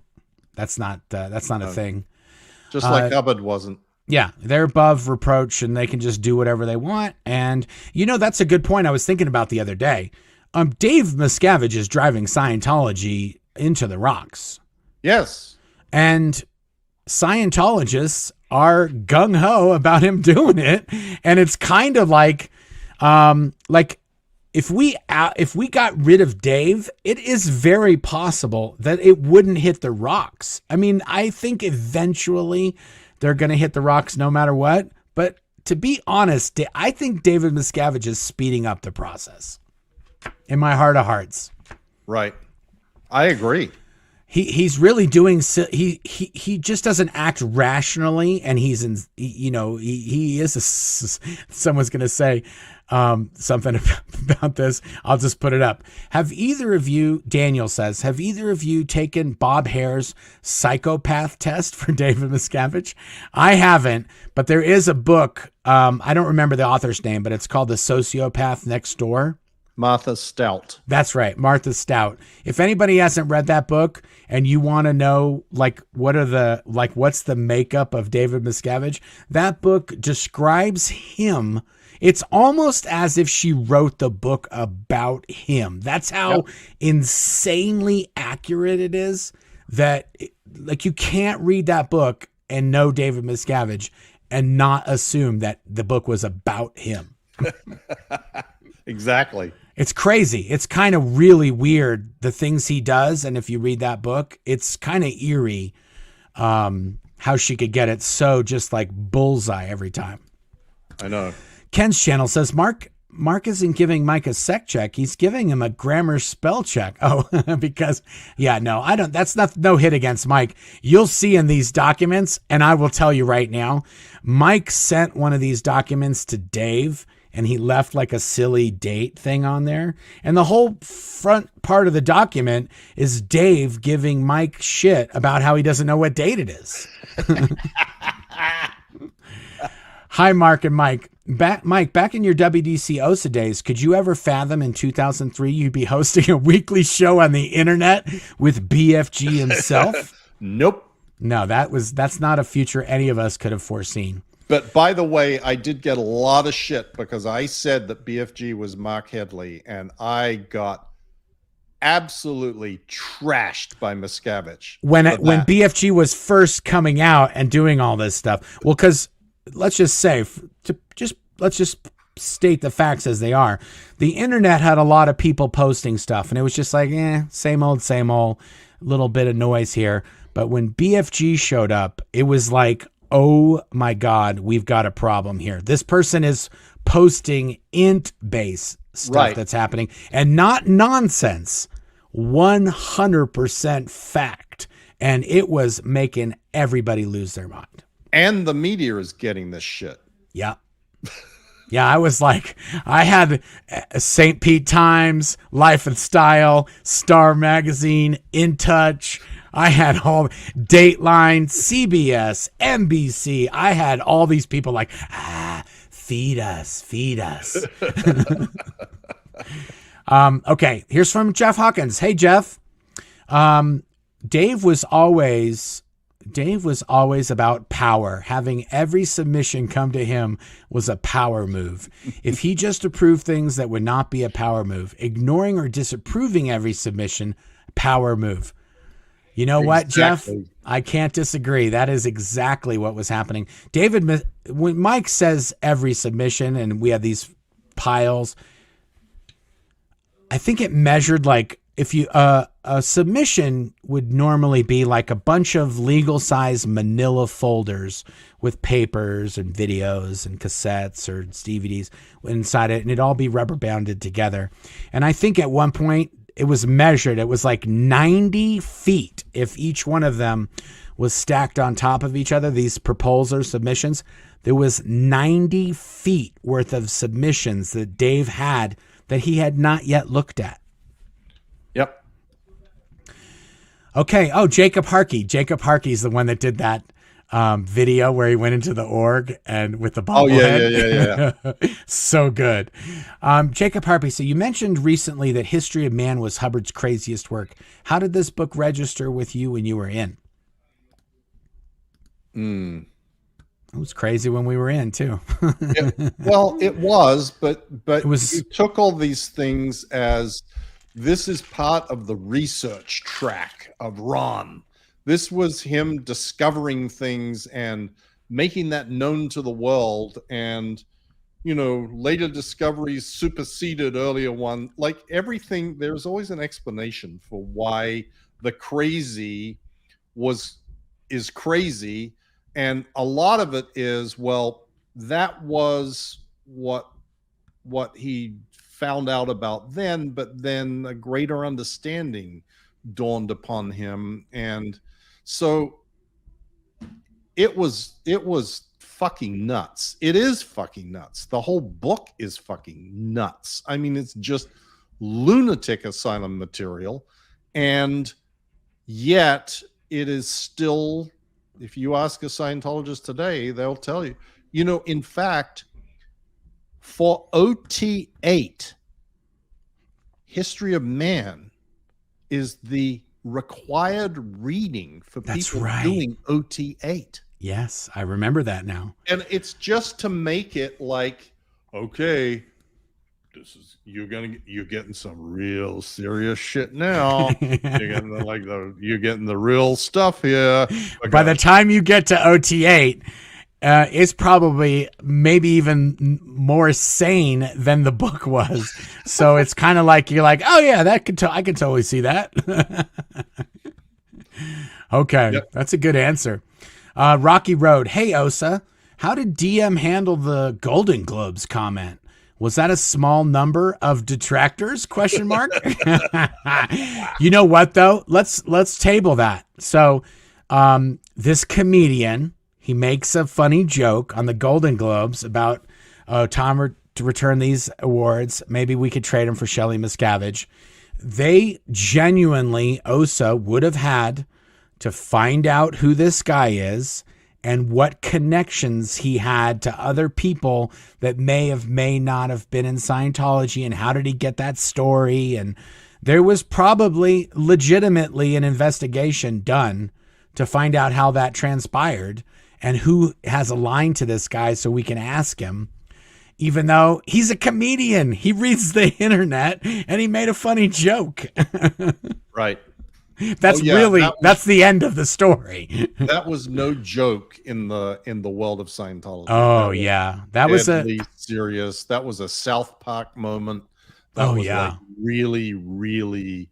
I mean, the South Park guys got investigated up one side and down the other to find their rotten connections and all the bad shit in their backgrounds and blah blah blah blah, and PIs staked out the parking lot of Yeah, well, in my files, Mike, there's one document that's a crossover document, so it's like BFG, SP, Remedy. And so I got a little sneak peek of the South Park stuff, but now that I have all these other files, there's a whole folder that's just for South Park of all the craziness that they're trying to infiltrate South Park with. Okay, Apostate Alex, question for Mike. Hey, Apostate Alex. Apostate Alex is a new ex-staff member who started a YouTube channel over in England, so can't wait for his stories. Question for Mike. How does the Day Foundation split work when it comes to OSA and Class 5 orgs? Do the DSA, Day, and Foundation split responsibility for following SPs? I have no idea. I'm sure they work it out between them. Well, I usually there is not two DSA. There exactly. Is not That's a the DSA answer. and a DSA Foundation. There's just a DSA. Yeah. That's exactly what I was going to say. They don't have enough of those people. And those people are very, very rare because they have to kind of be on the evil side of Scientology and on the oblivious side of Scientology at the same time. They got to pretend they don't know Xenu's real and all this other stuff. Meanwhile, they got to go and do dastardly stuff to people to make them be quiet. Carrie Johnson, we have 16 questions left and then we're done. Carrie Johnson says, makes sense. DM said imitate successful videos, movies, because LRH did the same for creating Scientology. Thanks, guys. Keep going.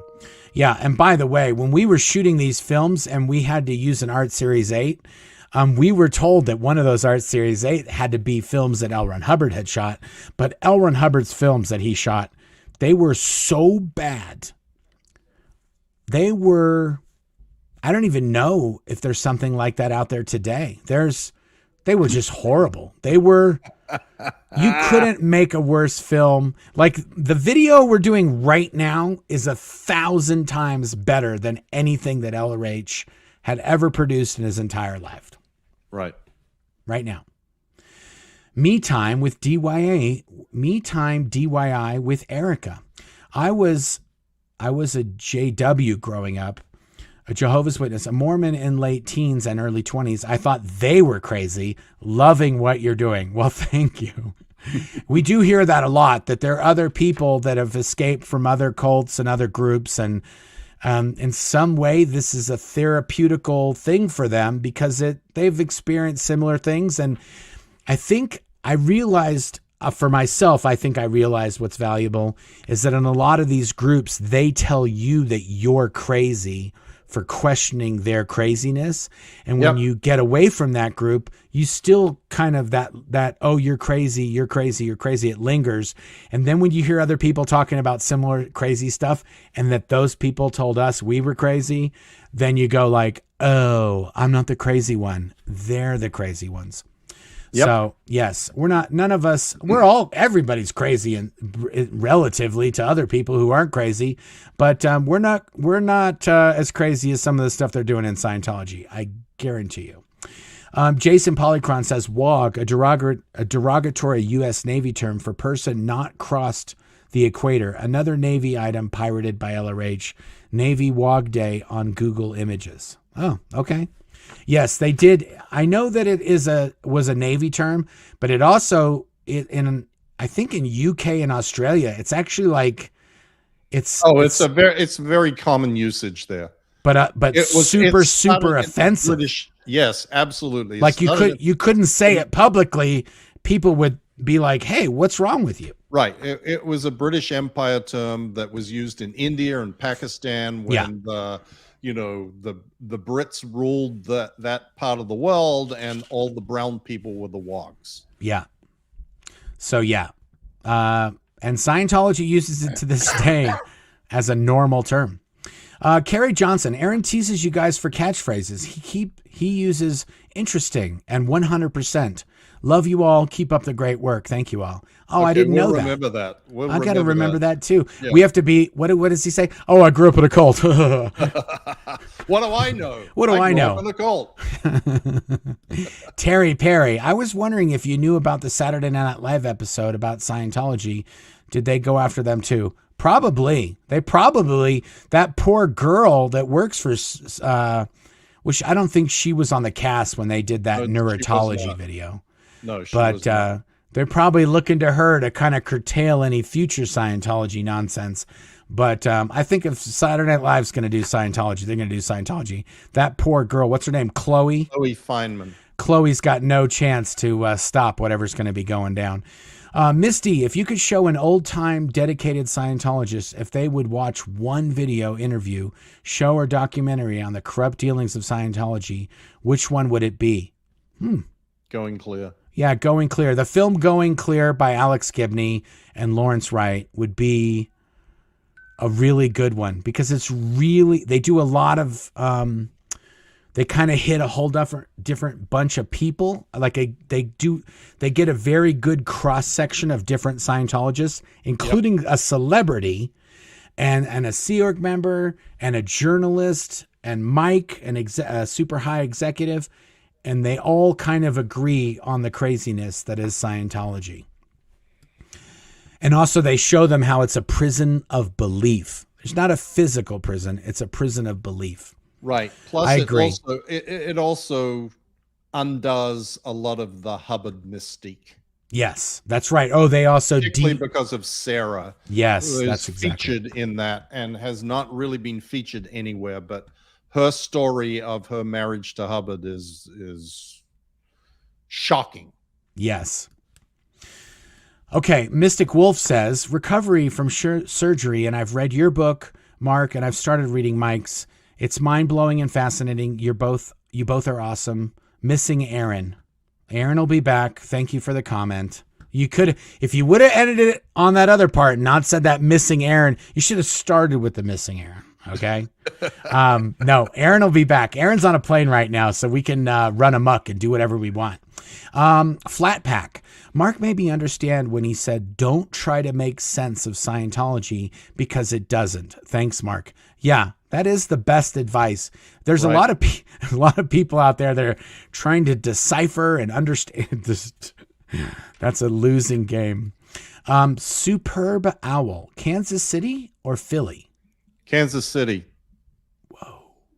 What is that Well, mean? Dave's a Philly fan. The Super Bowl, dude. Oh, Superb Owl. I get it. Super Bowl, Kansas City or Philly. Oh, yeah. Well, Dave wants Philly. We want Kansas City. That's what I said, Kansas Yeah. City. But Yeah. you even have a connection to Kansas City. I do. My dad was a huge Chiefs fan, and I lived in Kansas City, and I was a Chiefs fan. And you went to Kansas City when you left the Sea Org. That's right. Go Chiefs. Chief Nation. Go Chiefs. Go Chiefs Chiefs. Nation. John Brock said, "Hail Lord Zeno." Yeah, hail Lord Zeno. That's right. Zeno's one of our friends. I've been thawing him out for weeks. When that dude comes around, we rescued him from the mountain. We've been thawing him out.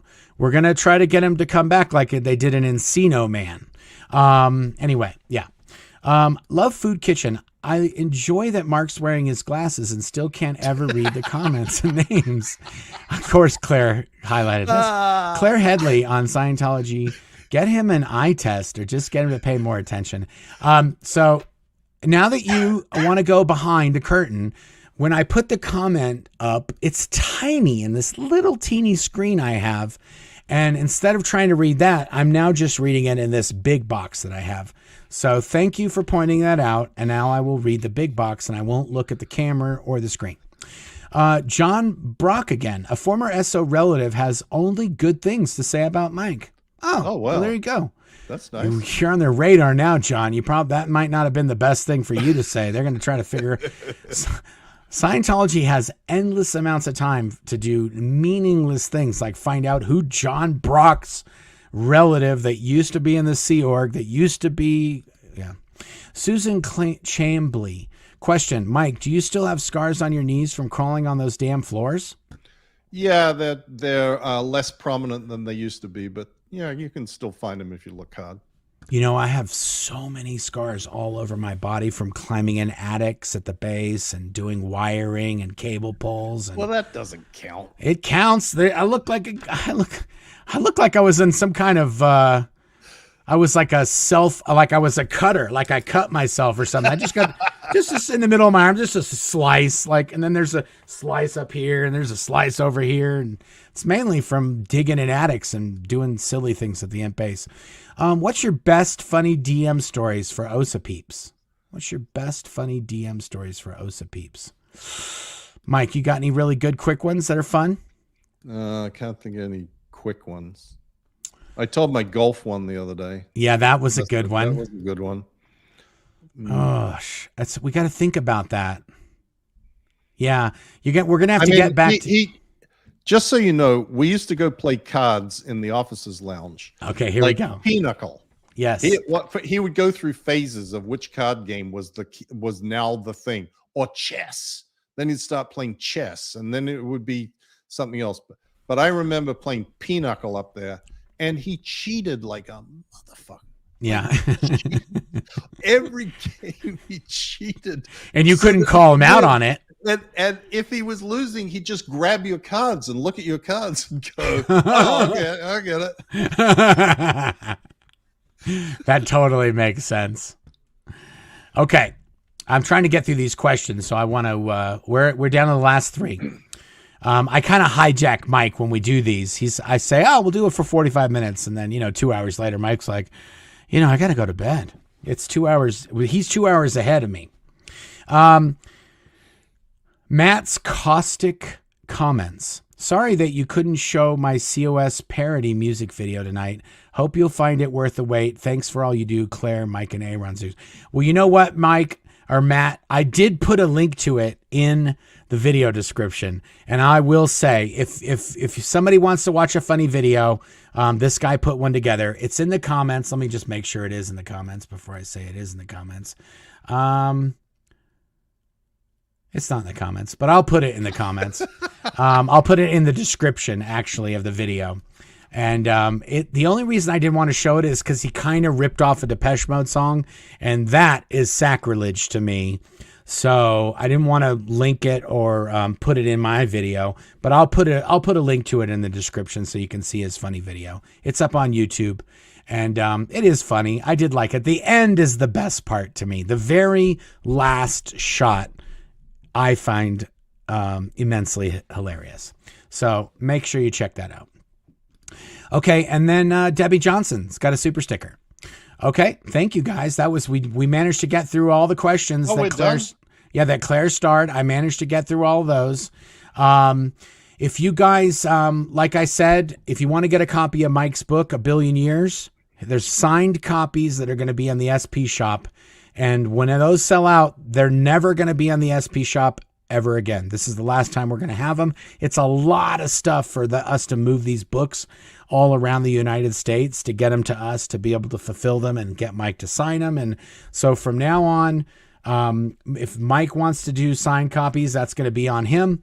And we're not going to have them in the SP shop anymore.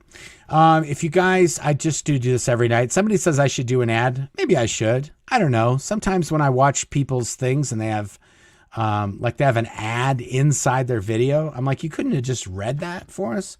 So if you want a copy of Blown for Good, my book, Blown for Good, Behind the Iron Curtain of Scientology, you can go to blownforgood.com. Every copy we sell is signed. Every copy we sell is signed by myself and my wife. And if you don't want a copy that's signed, you can go to Amazon Kindle or Audible, and you can get one there. Bobbleheads and Esprit bracelets can be got at the spshop.com. All the proceeds support the Aftermath Foundation. And if you want to support the Aftermath Foundation, you can go to theaftermathfoundation.org. And don't forget to subscribe. What are we at on subscribers? I was like almost at 20,000 when we started this. We are at 21,000. We are at 20,905. Remember, every time we hit 1,000 more subscribers, we give away a book. So if you want a book, you got to go in the comments and say, I want a book. And if you want a paperback or a hardback, you can also say that there. But when we hit 21,000, someone's getting a book. So if you want to be that person, get some verbiage going in the comments, and that's how Claire picks them. I'm pretty sure Claire just randomly picks who gets one around the time we hit the milestone. So it doesn't even have to be on this video. It can be on a video I did 3 weeks ago. It can be on a video I did 5 years ago. It can be anything, because all the comments propagate to one place that Claire looks at. So yeah, I think that's it. I think that's all the, I got to get all these tickers off of here. I got to get all these cards off of here. And then I think that's it. Thanks for tuning in with us, Mike. We did it a little slower paced. It's a little easier to do it when it's just you and I. No dig on Aaron, but yeah, it's a little easier when there's only two people to do so much stuff than three people talking, 7,000 people asking questions. And then I get a little discombobulated and forget to hit the go live button. You know, that's what happens. Get a little excited about the project. Thanks everybody for tuning in. Thank you, Mike, for joining us. And then we will do, I don't know what Aaron's doing. And also for those who like to watch Aaron and they like to watch me and they like to Aaron and I will coordinate when we do live, so we don't go live at the same time, because some people are like, I can't watch two videos at the same time. Yeah, you can. I saw people doing it last time. It might not be that productive, but you can physically do it. But we will try to coordinate our schedules so we don't go live at the same time. For those of you who have to watch us live and don't want to miss anything, we'll try to coordinate on that and make that a little bit more productive for you. Thanks again, Mike, for hanging in with us. Thanks for everybody who joined us and watched to the very end. Thank you. And we will see you next time. Sometime. Outro. There we go. Next time. Bye.